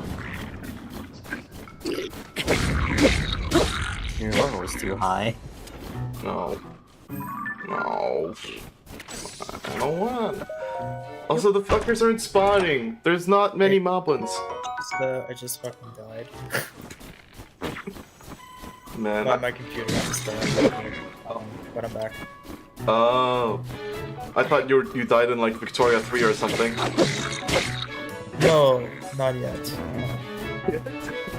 I'm actually playing Hearts of Iron 4. Ah. Which country / empire? Yugoslavia. Oh. Interesting. Yeah, you start off as Serbia and you're, tiny. And so you basically need to be very opportunistic and time your conflicts well. But you can build up, and you have some pretty strong buffs because you have a small population. Strong Yugoslavian nation.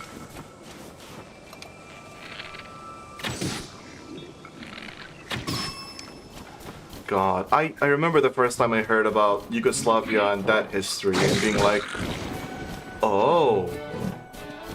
What? That is tragic. Oh, like I know the tragedy bits, but I also know about the 7 billion war crimes that they did post breakup. I think. Yeah, the different militias and armies that did genocide on each other. Yeah, exactly. Yeah. That was fuck. God. I feel like the more I learn about its history, the more it's like it's just kind of a shame that enough opportunistic politicians came to power at a unfortunate moment in their history, and just all of the work that had been put in, erasing the differences of hundreds of years of being under the oppression of different empires. Yeah, it's just kind of unfortunate that it ended so early. Yeah. Just there's a lot of what ifs in his. Fuck, that was close. Yes, there are. God, why does history have to be? You sound like you would be really into alternate history. Oh, yeah, 100%. It's very. I remember back when I used to watch Alternate History Hub to see that shit.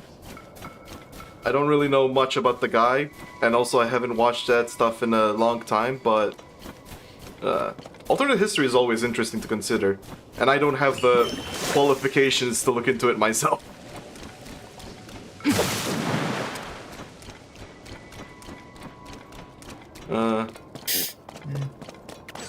Man, why can't history be fun?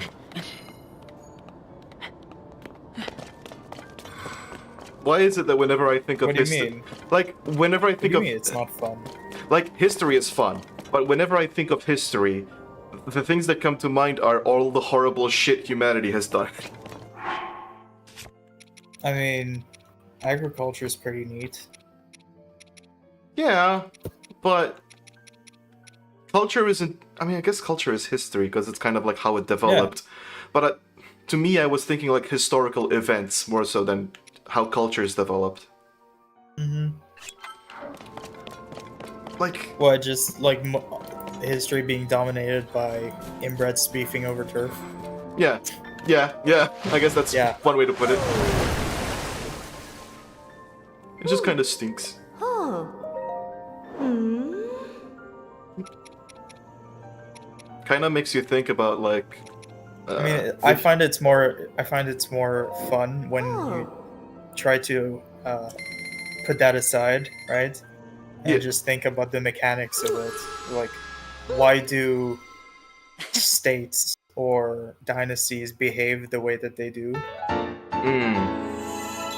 And how does stuff like geography, economy, how does that all play into it? Yeah. I mean, It's like there's a reason why, you know, Germany picked up Nazism yeah. as much as it did. Germany fucked shit up twice. Like, I guess. I mean, the first time around though was basically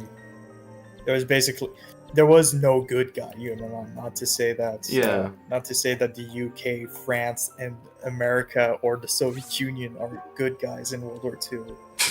Certainly not. But Yeah. within you know, if you relativize it, World War One.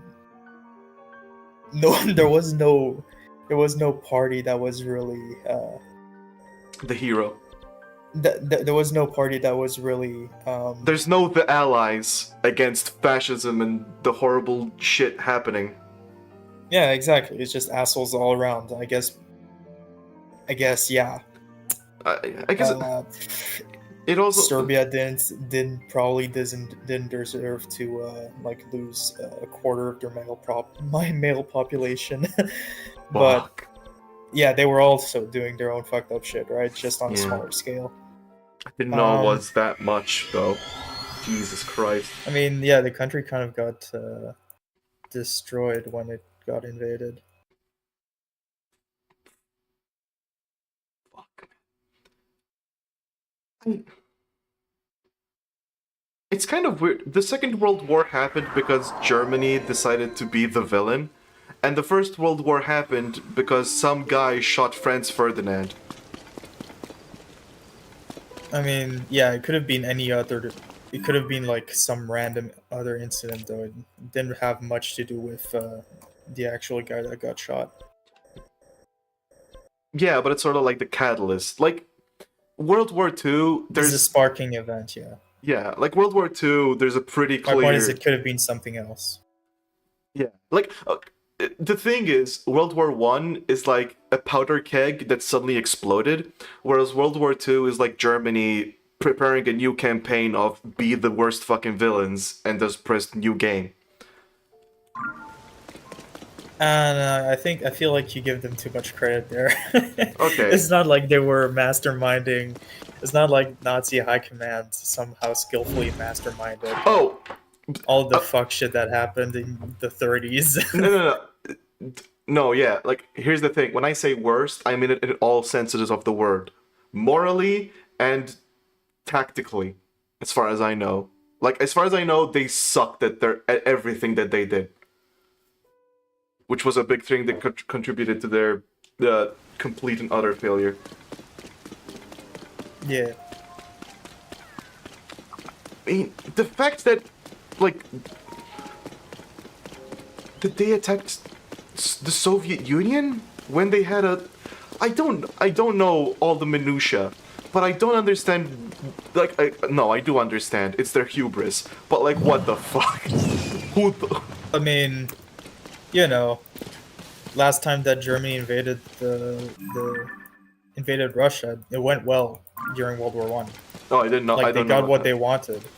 They lost it afterwards, but initially they got what they wanted. In World War One. Yeah, I don't know much. like the whole point, like, I mean, in World War One, Russia got beaten hard. They lost a lot. Oh, is that what contributed to the revolution? Yeah, that's one of the reasons why Right. people were mad. I mean, mostly it's because they were starving. But Yeah. some people also get mad at you when you internationally humiliate your country. Yeah. That also gets people riled up a little bit.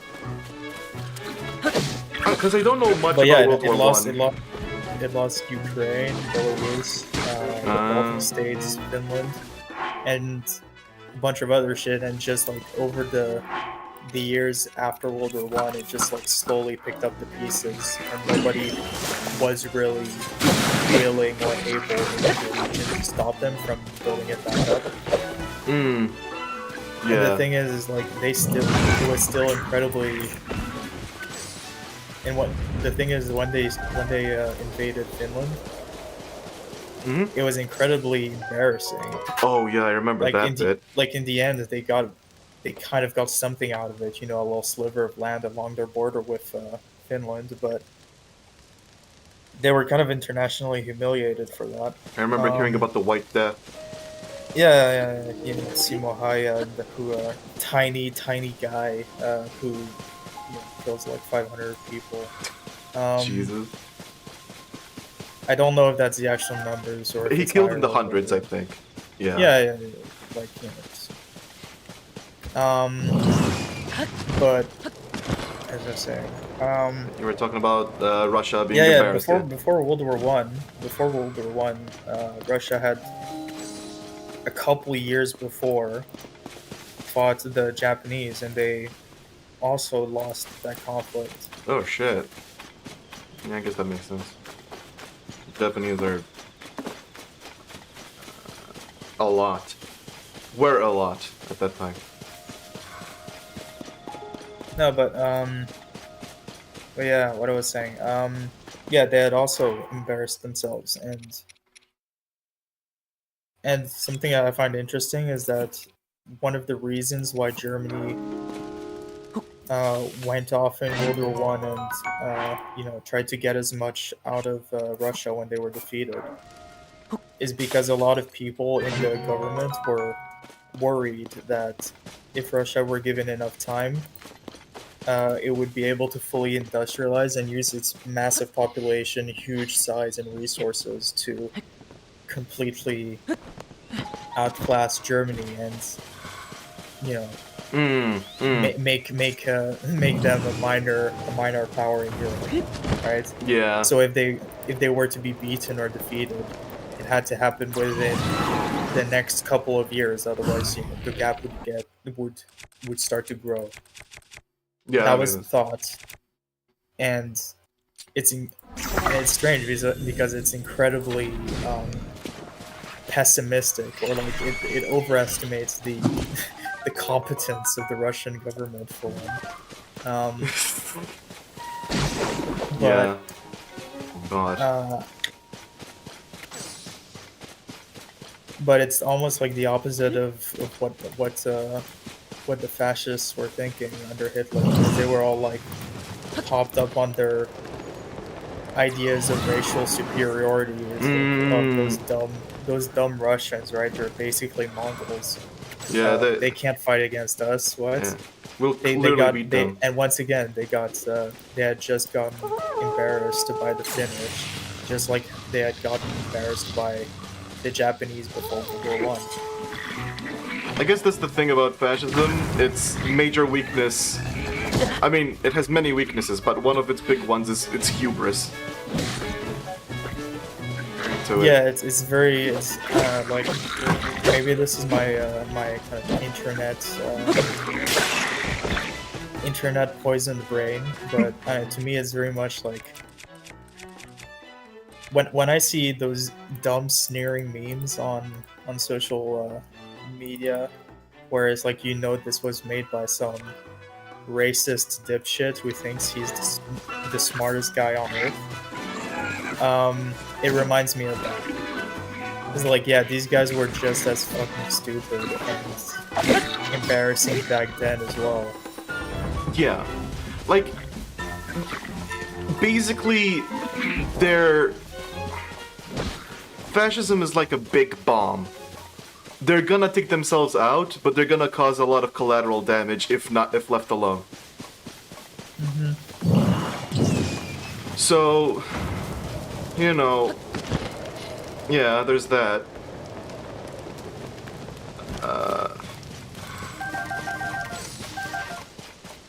I find it interesting to think about just like the weird psychology that goes behind these kinds of movements. Because when you get down to it, it's almost always like a guy who feels uncomfortable by the size of his pee-pee or something. Yeah. Or who's mad that he's not getting enough sex. Yeah. It's because It's incredibly basic in a very unsatisfying way. Yeah, I'm not having enough sex because these people, the people who won't have sex with me think that these people who are clearly worse are better. That's clearly correct. Fucking, that's such a bullshit. I can't believe that that's like the actual thing some people are falling for. But at the same time, I guess that's the thing about it. Like that's one of its main parts of its strategy. People fall for it. That's why, unfortunately, it happens. God. The thing about the Soviet Union that I remember as well is like, it was dissolved because of Boris Yeltsin, and I think literally everyone shat on him for it. Internally, everyone was like not happy with it. Well, I mean, yeah, why would they be? Yeah. So which tells Like me it's a really weird move for a politician to dissolve this, if economically unstable and not at its strongest at that one moment, like this incredibly large country. Right? Yeah. The one thought I've been plagued with recently is this idea that because we grew up in the West, right? Yes. We hear all about the propaganda in the East and how the people there absorb so much propaganda and fall for it, and that's why they act like that and so on. I mean, wait, who is being talked about in this? I don't know, the Soviet Union does propaganda on its citizens, and China does the same thing. It's all about propaganda there to convince people that they're actually the best, for example. I mean, it does happen, but it just takes different forms. No, yeah, exactly. Like Marvel movies collaborate with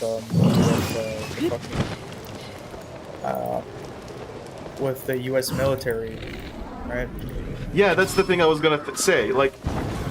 I heard a lot about the Eastern propaganda and the East is the worst thing, and I didn't at any point consider what about the Western propaganda? Well, yeah, yeah. Like I've kind of been conditioned by just having the life that I've By had. propaganda, you mean? Huh? No, yeah, normal propaganda. But when as a Westerner, because of the environment and so on that you live in, when you hear propaganda, you think of the East. Unless you've sort of been deconditioned, I guess is the way to put it. Like, you hear a lot about how the Soviet Union is the worst, China's the worst, America's the fucking best and saved the entire universe. Europe is the fucking best. And like... I mean, personally, I'm not hearing that very much these days. Oh no, these days it's not the case, but like most of my life wasn't spent in these days. Okay. So there wasn't as much awareness of this stuff, and now that everything's kind of coming to this point, we're starting to gain awareness and we're starting to become more aware of all the shit of everything. And like, Yeah, it's deeply funny to me to follow the news and see how Donald Trump has somehow single-handedly reactivated the Canadian the Canadian war mentality. oh, Like yeah. if you and Europe. if you want to be surprised by history, like just look into Canadian military involvement during the two world wars. And yeah, it is interesting. Yeah, I remember hearing. It is kind of fucking wild that Trump is single-handedly like dissolving so much of like the soft power that America had.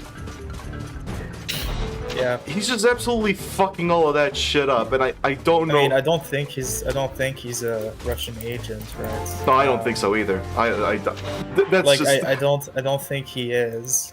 calling him a though, Russian you know, agent, in my opinion, is like liberal bullshit. He's just I mean, yeah. he just thinks he's He doing the right just thing. wants to be a dictator too. So obviously he's going to be buddy with one of the more famous ones, right? Yeah, of course, exactly. It's far more basic than that.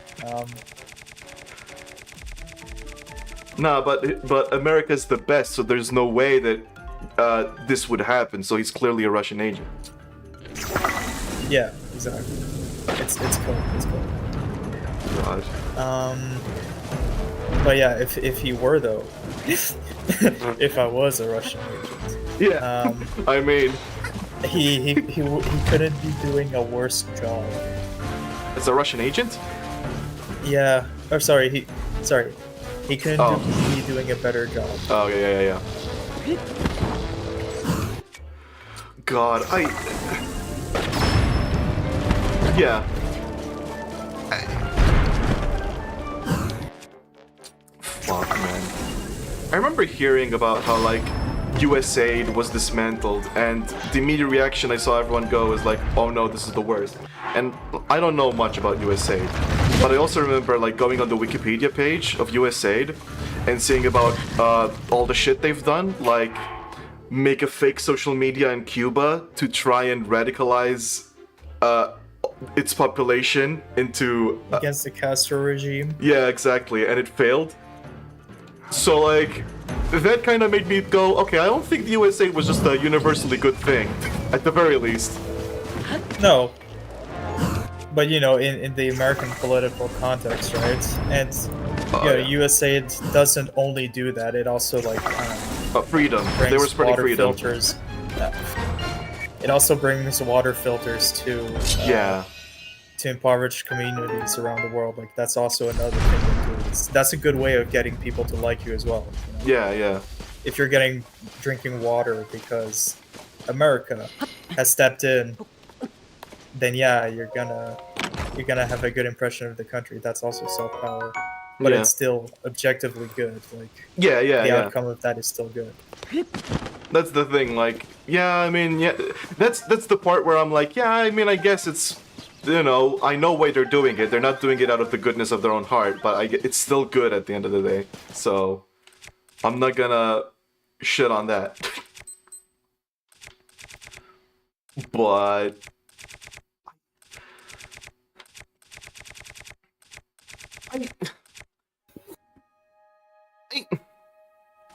I've had this sense, right? And I don't know how to describe it. I don't know if it's correct, but I've had this sense that this administration is a lot more unhinged, incompetent, and just self-destructive than the first one ever was. There's a good reason for that. What? I think it's true, by the way. Yeah, I agree with that. Okay. No, I think the reason why that is the case is because during his first administration, Donald Trump still had a lot of, regular kind of normie Republicans, so to speak, around him. Right. They moderated his behavior quite a bit. Right. He had also, not been in politics as long, so his hubris hadn't really built up so much.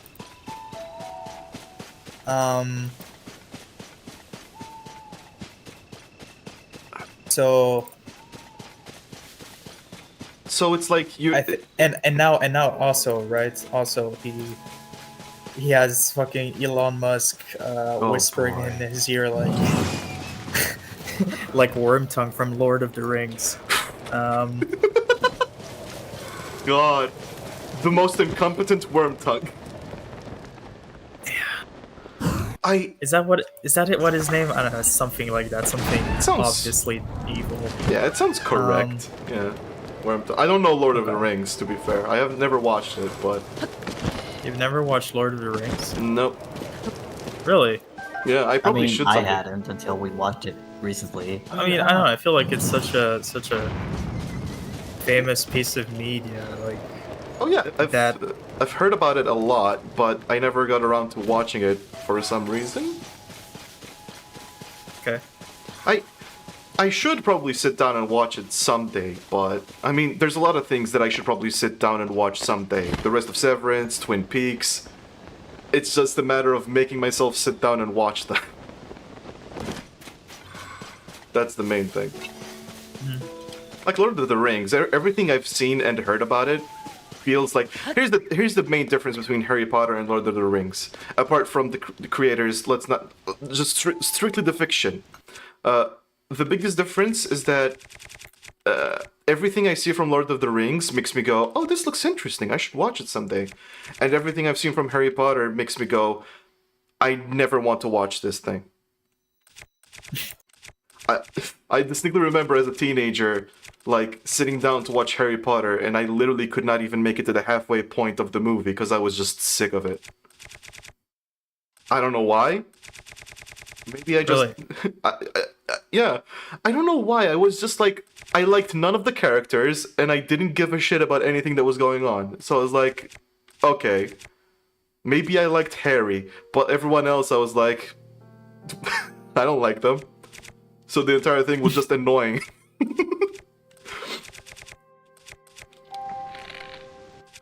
And I guess that's the thing about that series, is like, yeah, they're supposed to be annoying because Harry lives a shit life and then becomes the chosen one or something, but I don't like these people. I don't like these wizards. I don't like any of this shit. And like, to be fair, the wizards suck. Like, if you take away the Voldemort thing, they suck. The main good thing they do is fight Voldemort and fight that entire thing. But apart from that, they basically just have all this magic. They're a very classist society.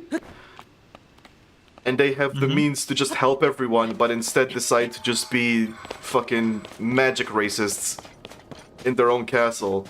And just do menial bullshit for some reason.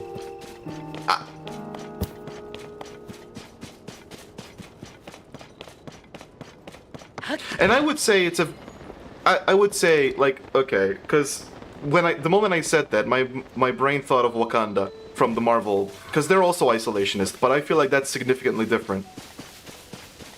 I mean, the reason why they're isolationists is because they're sitting on a huge mountain of incredibly rare minerals. Yeah, that can be used to make incredible amounts of weapons and very high-tech technology. And so, yeah, yeah, and that you cannot trust. they want to be the only ones with the high-tech technology. Yeah, I mean, that makes sense, but also, you just know that if they did open that shit up, the rest of the world would just come attack them for it or something. I mean, that's what happens in the movie. Yeah. So that's why that seems, because like that's why I feel like they're different. Hogwarts, like, they don't need to worry about this shit. Oh, humanity declares war on us? Fucking magic bullshit to resolve it. Magic diplomacy. Fucking done. Or something. There's probably gonna be some weird shit, but like, I don't know. Not to mention all the other shit they do. Literally every single thing I've heard about Harry Potter has made me not like the universe. Basically, is the thing I'm saying. It's the anti-Lord of the Rings. Lord of the Rings, anything I hear about it, it's very interesting. Harry Potter, why is this a popular series? What do you find interesting about Lord of the Rings? I find the entire thing behind the ring, like the one true ring and everything about it, is so interesting to me. Like that fucking thing, the way that it sort of corrupts you. It objectively has a lot of power, but it also corrupts you. So it's like enticing, and you have to go through this entire journey to destroy it, but to do that you have to also let it corrupt you slowly. That's just so much more interesting already. Mm-hmm. Then there's like the fact of like, look at all these different kinds of people who have their own things and their own history. Here's Gandalf, who's giant wizard and also special man or something. And here's the elves, and here's the dwarves, and here's everything. And how it all meshes about. Here's the fucking... Also the evil is just more interesting as well. I don't know how to put it, but like... Voldemort is some white guy with no nose, and Sauron... He's just a guy. Exactly. Whereas Sauron is like... Giga fucking super wizard who's also a giant tower with a Yeah, fire he's eye. basically like an evil angel. He's literally an evil angel. Exactly. Like that's so much cooler. And like, to defeat him, you have to take this cursed ring that will slowly corrupt you on a wild quest so that you can go to the fucking most evil volcano in existence, Called Mount Doom. called by the Mount way. Doom, so you can destroy it. It's such a more interesting thing than, hey, let's fuck around in a college for 7 movies until white guy with no nose decides Harry Potter or something. Also, the 4 clans of Hogwarts are like, what the hell? Like, okay, I know there's the Hufflepuff. I know there's, The Bambleboop. the Bambleboops. And then there's the Binglebops. And then there's the evil one. Like... Is it interesting to have a faction of this school that's just... Our main gimmick is to be evil and pretend like we have any sort of nuance? Not really. Not really, I wouldn't say that's interesting. And I find it... I mean, yeah. You know, Harry Potter is a children's book, so... Yeah. Wait. Is Lord of the Rings not... No, well, I mean, Fucking no. I guess a child can read it, you know, Like the movies. if they have the patience, but... Like children... If children watch Harry Potter... is there something with the Lord of the Rings movies that makes them not for children? I mean, no, it's more like the no, they're not R-rated or whatever. But it's more like, I mean, more like They're not as appealing? no, sorry, let me think. It's like, okay, the source material, the themes, right? Yeah. They're pretty different, Yeah. right? Yeah. The Lord of the Rings, I mean, it has biblical allusions and shit. Yeah. It's very, and also It's just very deep. also, J.K. Rowling is not that good of an author, right? Yeah, 100%. 150%. So it's like, without even getting into it, right? It's just yeah. That's just fact. Like literally. George R.R. Martin is not in the same league as. It's an insult to even J.K. mention them Rowling. in the same breath. Like they're just completely different classes. Did you just say George R.R. Martin? Like, were you making a modern comparison, or did you forget Tolkien for a minute? This also counts for him, but no, I forgot.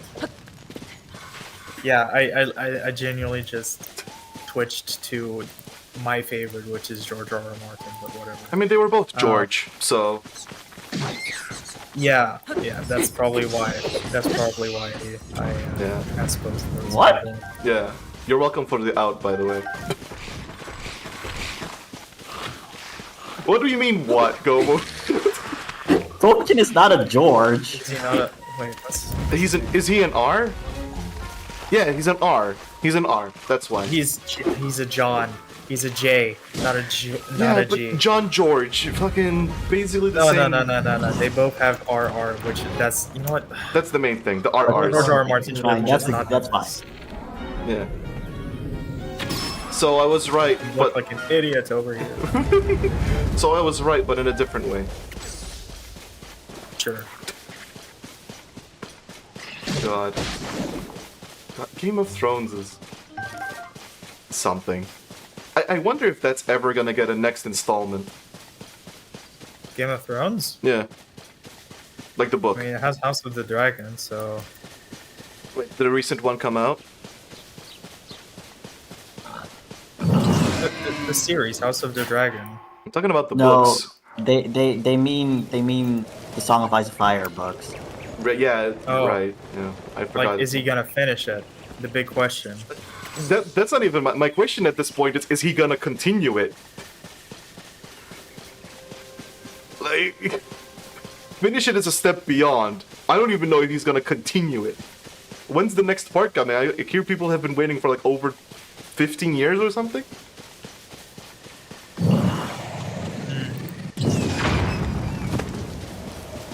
I also wonder why it's taking him so long. Because I don't think the first parts took that long to make, right? So like, No, I mean, from my basic understanding of the story structure and why it might be difficult as an author to wrap it up, so to speak.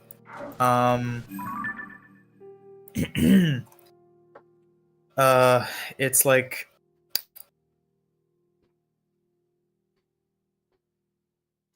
the way that George R. R. Martin has his plot grow, right?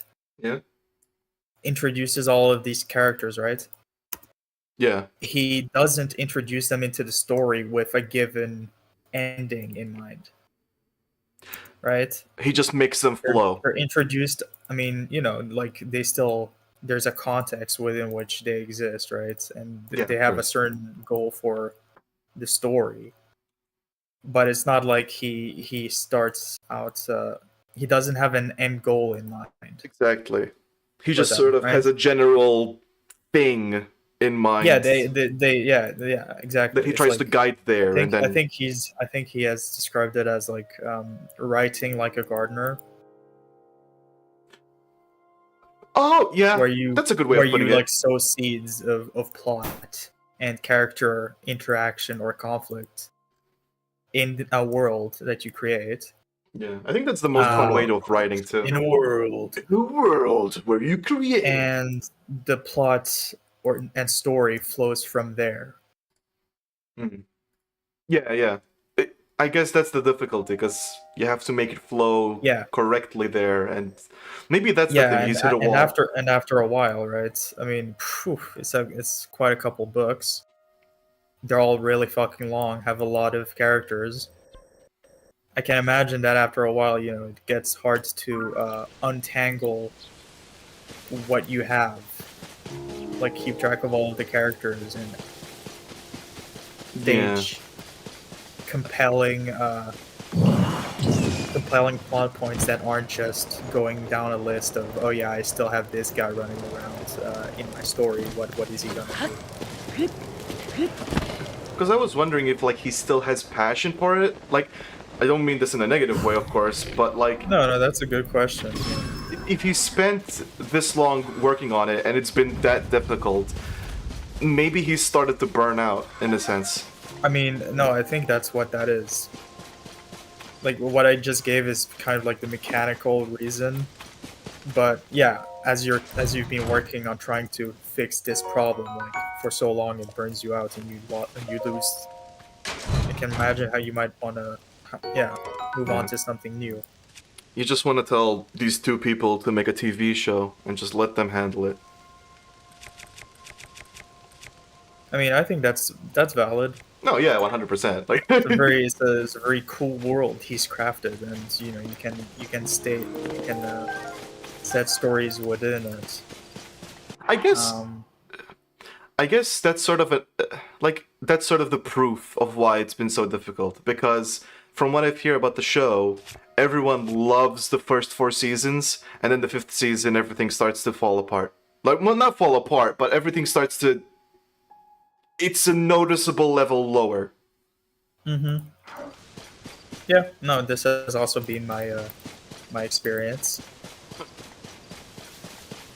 Because admittedly, I've never seen it. It's very long. And it's one of the other things that I'm like, well, it's very long, and also... Somebody took a little nibble. I think I'm not sure how to explain it, but like... something that drew me out of Game of Thrones... I don't know if it's just a skill issue on my part, but the thing I can relate it to is when I tried to watch Like Breaking... the books or the series? The series. Okay. Because I've heard of all the stuff that happens in them, so much shit, and I don't know if this makes sense, if this is gonna make any sense, but I remember watching Breaking Bad, and I was watching it, and then there came this one scene where, like, I don't know, Walter White is being extremely weird or something, and it just... The level of discomfort just completely made me stop watching that show entirely. I mean, yeah, Game of Thrones is not something you would want to watch if you worry about that. Yeah. Like, I know it's a good story and it's got a compelling history and telling and so on, and I do genuinely enjoy that stuff, because I remember, like, going through a bunch of clips and stuff and short scenes and whatever, and the lore, because it's very interesting. But The lore is- there's a certain kind of discomfort that in fiction that I just can't work with. Like, something in me violently rejects it and just doesn't want to interact with it. Yeah. That makes sense. I don't even know why or where it comes from. I guess it's just a me thing. I mean, to be fair, there's plenty of stuff where that could happen in the context of Game of Thrones, with like Yeah. sexual assault being one of the things that it portrays. Yeah. Yeah. Pretty. That's it's a understandable reflex. Yeah, I don't like seeing that stuff. It makes me go, Yeah.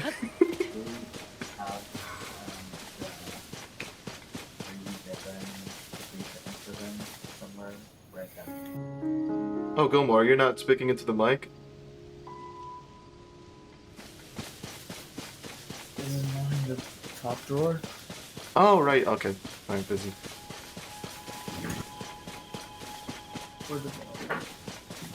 Ah, fuck. Loud sound. Sorry.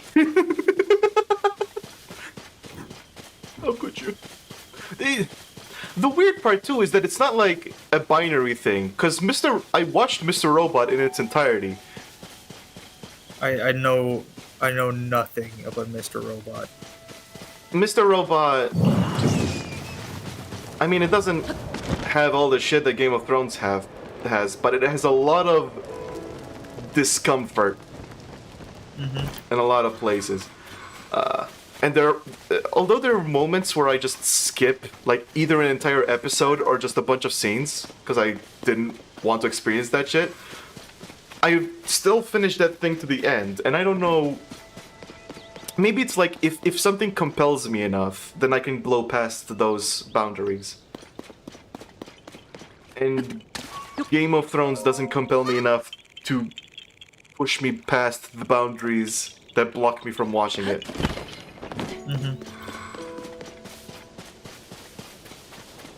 Yeah, I guess the thing... I can understand. I guess the thing that Mr. Robot does is that it sort of eases you kind of into it, so it doesn't just show all this fucking shit going on. It's more so like, yeah, it's awkward. It starts out as awkward, and then it becomes uncomfortable, and then it just starts ratcheting it up. So it's maybe a boiled frog situation, where I'm just slowly being boiled so I don't notice. Except, apparently that's a myth, and that's not a real thing.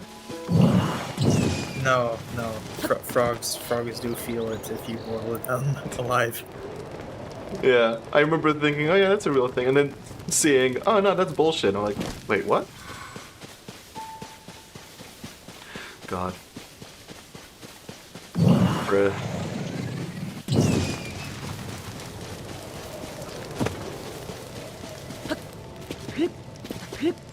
Almost time to end stream. Oh. Yeah, he's getting late. He's getting a bit late. Look at all these silly slimes. Come on. Slimes. They're so cute. Look at them. Yeah. Oh no, they're dead. I dropped my needle.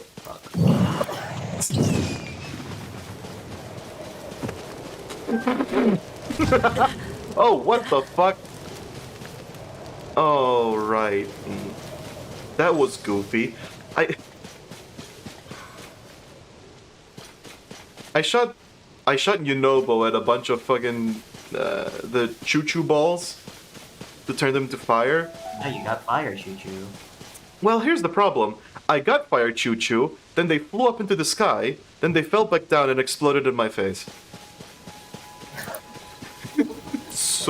So that wasn't a smart idea. God, where the hell are the enemies? There's nothing. This Blood Moon thing is so boring. It's so shit. Come on. I want to fight some goddamn moblins. And I can't. I've been spending the entire stream trying to fight moblins, and there's just... I only managed to find, like, 2 of them. Where are they? I am also killing random wildlife as well, so there's that.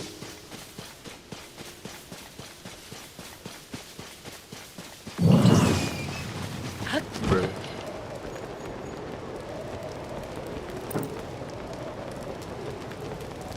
One thing about history that I've watched recently is there's this one guy, I think on YouTube he's DJ Peach Cobbler or something, and Never heard of him. basically he made how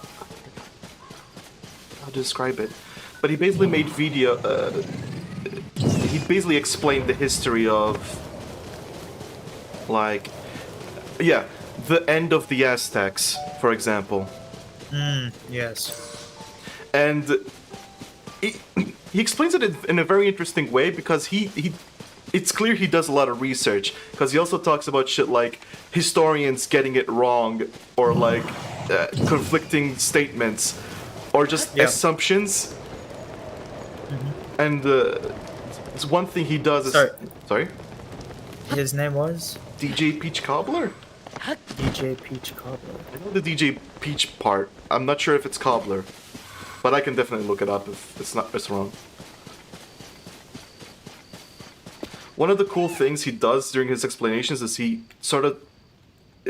has this sort of narrative device that he calls the knots, where most of the time he explains history in a sort of like, you know what's happened, you know almost objectively kind of what potentially happened, but a knot comes in when narratives start to contradict either common sense or other history. Okay. Is there an example you can think of to explain this? Like Montezuma, when Montezuma received the Spaniards, Right.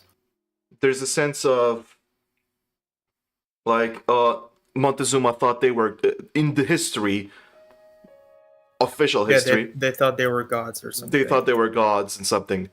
That isn't the case. That's not exactly a knot. Yeah.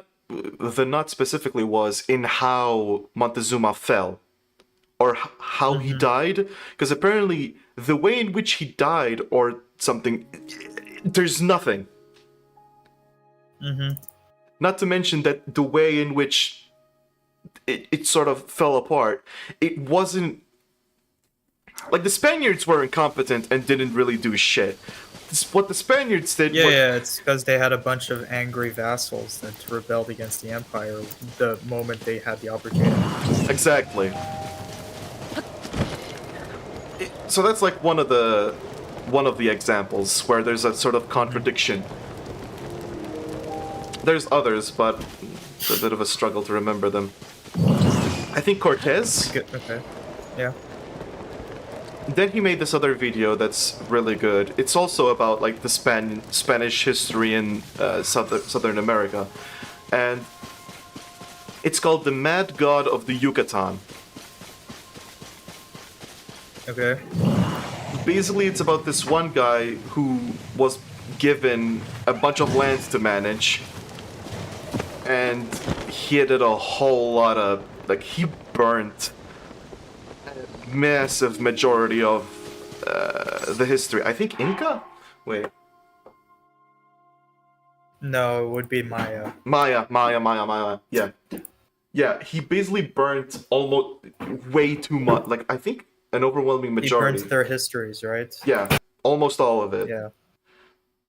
He also tortured people to try and get confessions to justify the horrible shit he was doing. Was he a priest? I think not exactly a priest. He was something. He was higher than a priest, I think. Okay.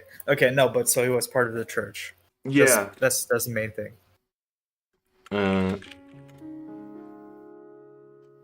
God, I forgot his name. I probably fucked it. Santo Domingo de Guzman. That guy pops up in the video, but I don't know what. I don't think he's the main character. What is he? Saint Dominic. I do know that there's one character who, against the wishes of like the Spanish church, was taking a note of was noting down his own version of the history, basically, and they really wanted him to burn it or like take away, get rid of it, but he just begged, and then eventually sort of locked it away in this weird, I guess, library thing. Like he hid it in a place, and it was found later on, because that was the only way he could let it survive, basically. Okay. And that's where a bunch of the alternative history comes from. Except that one's also got issues because, you know, it's not an actual Mayan saying this shit. It's some Spanish guy. And he also had his own problems because he also owned a piece of land and subjugated people to fucking manage it. So it's fun. And this idea of there being a history and there being like literally no justice for anything that happened and like their entire history being destroyed, it fascinates me and also infuriated me. Like I remember watching the video, I I was so learning about colonialism 101. Like, I knew about colonialism, but this history was like direct. It was raw. It wasn't like, oh, look at this colonial doing colonial. What is that? What the hell are you looking at? A cake or something? Yeah, my best friend sent me a picture of a tragedy near the oven. Oh. Oh. Yay.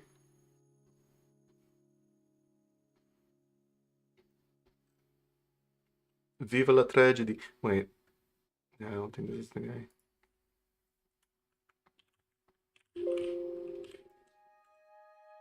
Okay, maybe it's not Saint Dominic.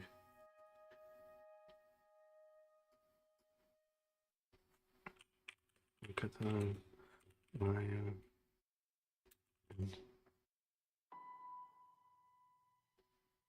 when the Spanish conquered.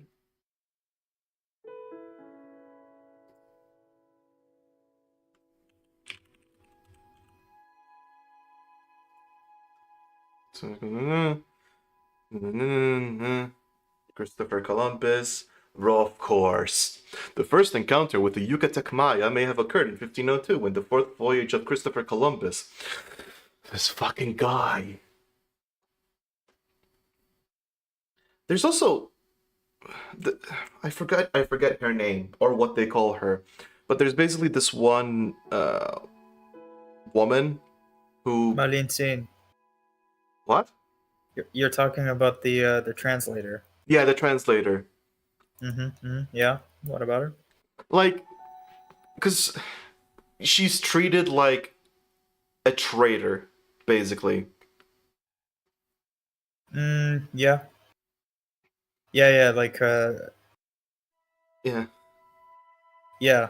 In I guess the folk history is kind of like this, Yeah, exactly. This bitch who turned against her own people or something, right? Yeah. When in reality she was almost definitely forced. And did not. I mean, even if she wasn't forced, like it's not like at that point there was any unified identity of like, no, we're the indigenous here. We're all one people here in Mexico. Yeah. Yeah. Like it was they were playing politics against each other until the Spanish started giving them all smallpox. Yeah. Fuck. God. Those dirty Spanish. I know, right? Europeans. Okay, yeah, Hernan Cortez. That's the guy. That's the dickhead.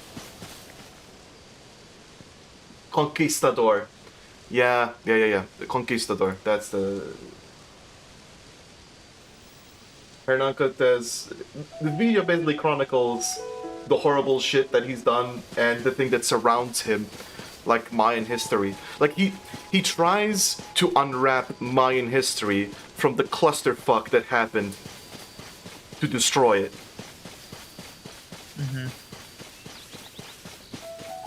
I just like the way he explains history. It definitely feels like he does his research and knows what the hell he's talking about and tries to take into account, like, the reality of the situation. He doesn't just read words and immediately go, right, this is what happened. No, he does good history, is what you're saying. Yeah, exactly. Damn, that's crazy. And like any good historian, he has major beef with one of the historians. He keeps mentioning him. It's like, yeah, I know he does some good work, but also he pisses me off because of the way he words the shit. That's funny. That's some authentic historian beef going there. Exactly. Funnily enough, the way I found out about this guy is just he had one video that was just top 5 failures of the CIA. For the algorithm, yeah. Yeah. I mean, yeah. The algorithm basically introduced me via that, but it was also a funny just video and also showed me about all. He basically taught me how much of a bumbling fucking bunch of doofuses the CIA actually is. How- Yeah, they're not cool at all. Yeah, they're not cool, they're not competent, they just suck at what they do, and all they know how to do is spread They chaos. they have an infinite money glitch, which is being the intelligence arm of the U.S. government. That's basically it.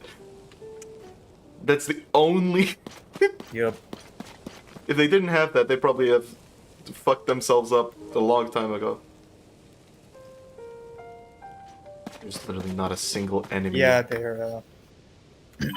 Yes, there are many listicles to be had about all of the ways that they tried to assassinate Fidel Oh. Castro, for example, Oh yeah. or God. you know, like using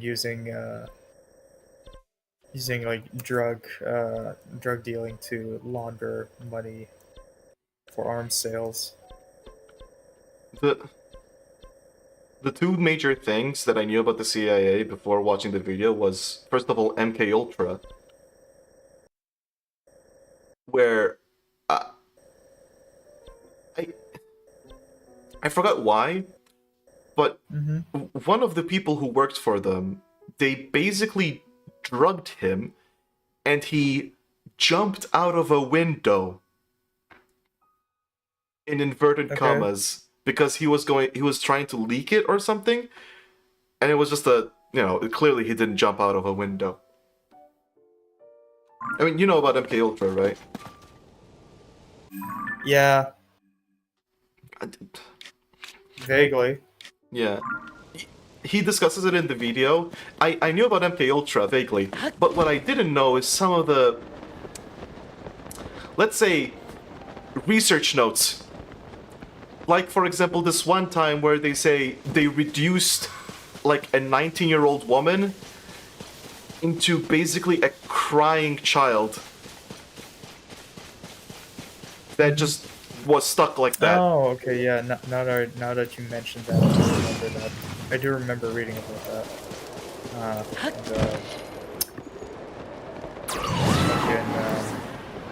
Manufactured consent or something? Yeah, oh boy, yeah. No, something else. Just using psychedelics to try and break people down. Basically people trying to visit this doctor to get some help, and instead the doctor kind of condemned them to these experiments. Look, artist rendition of the oven tragedy. Damn.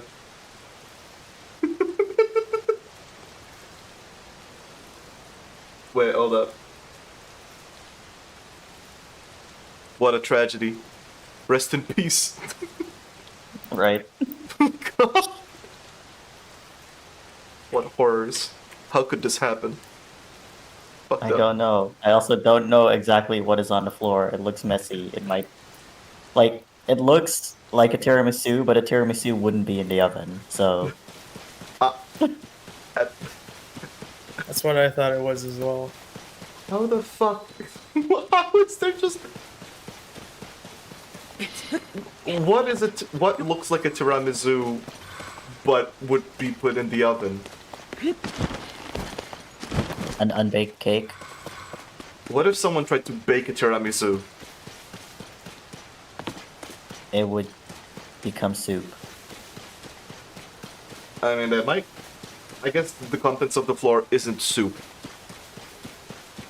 No. Okay. Then yeah, maybe... Also, this is a friend who can cook well, so I don't expect her to be baking a tiramisu.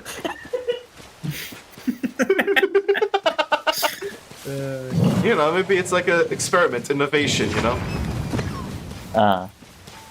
But then what the fuck happened? What was that?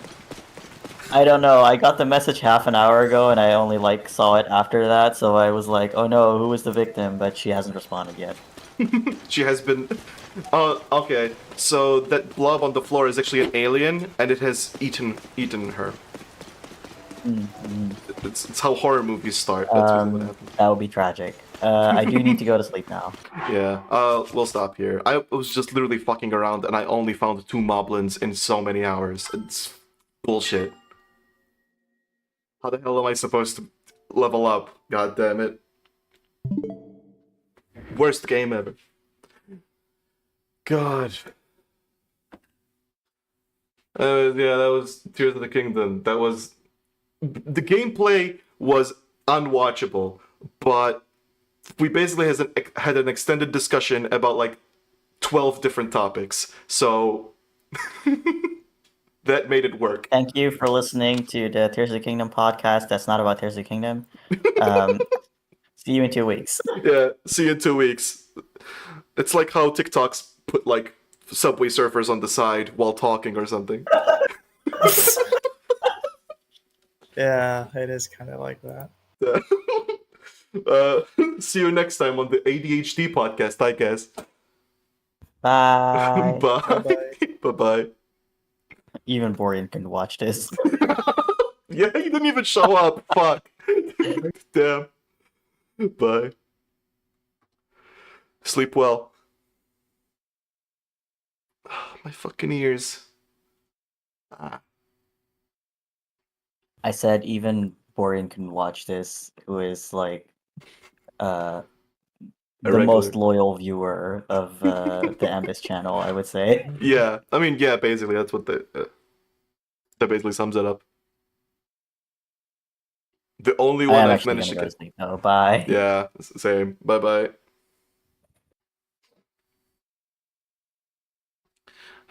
Scooby-Doo-Ba-ba-da-bee-ba-ba.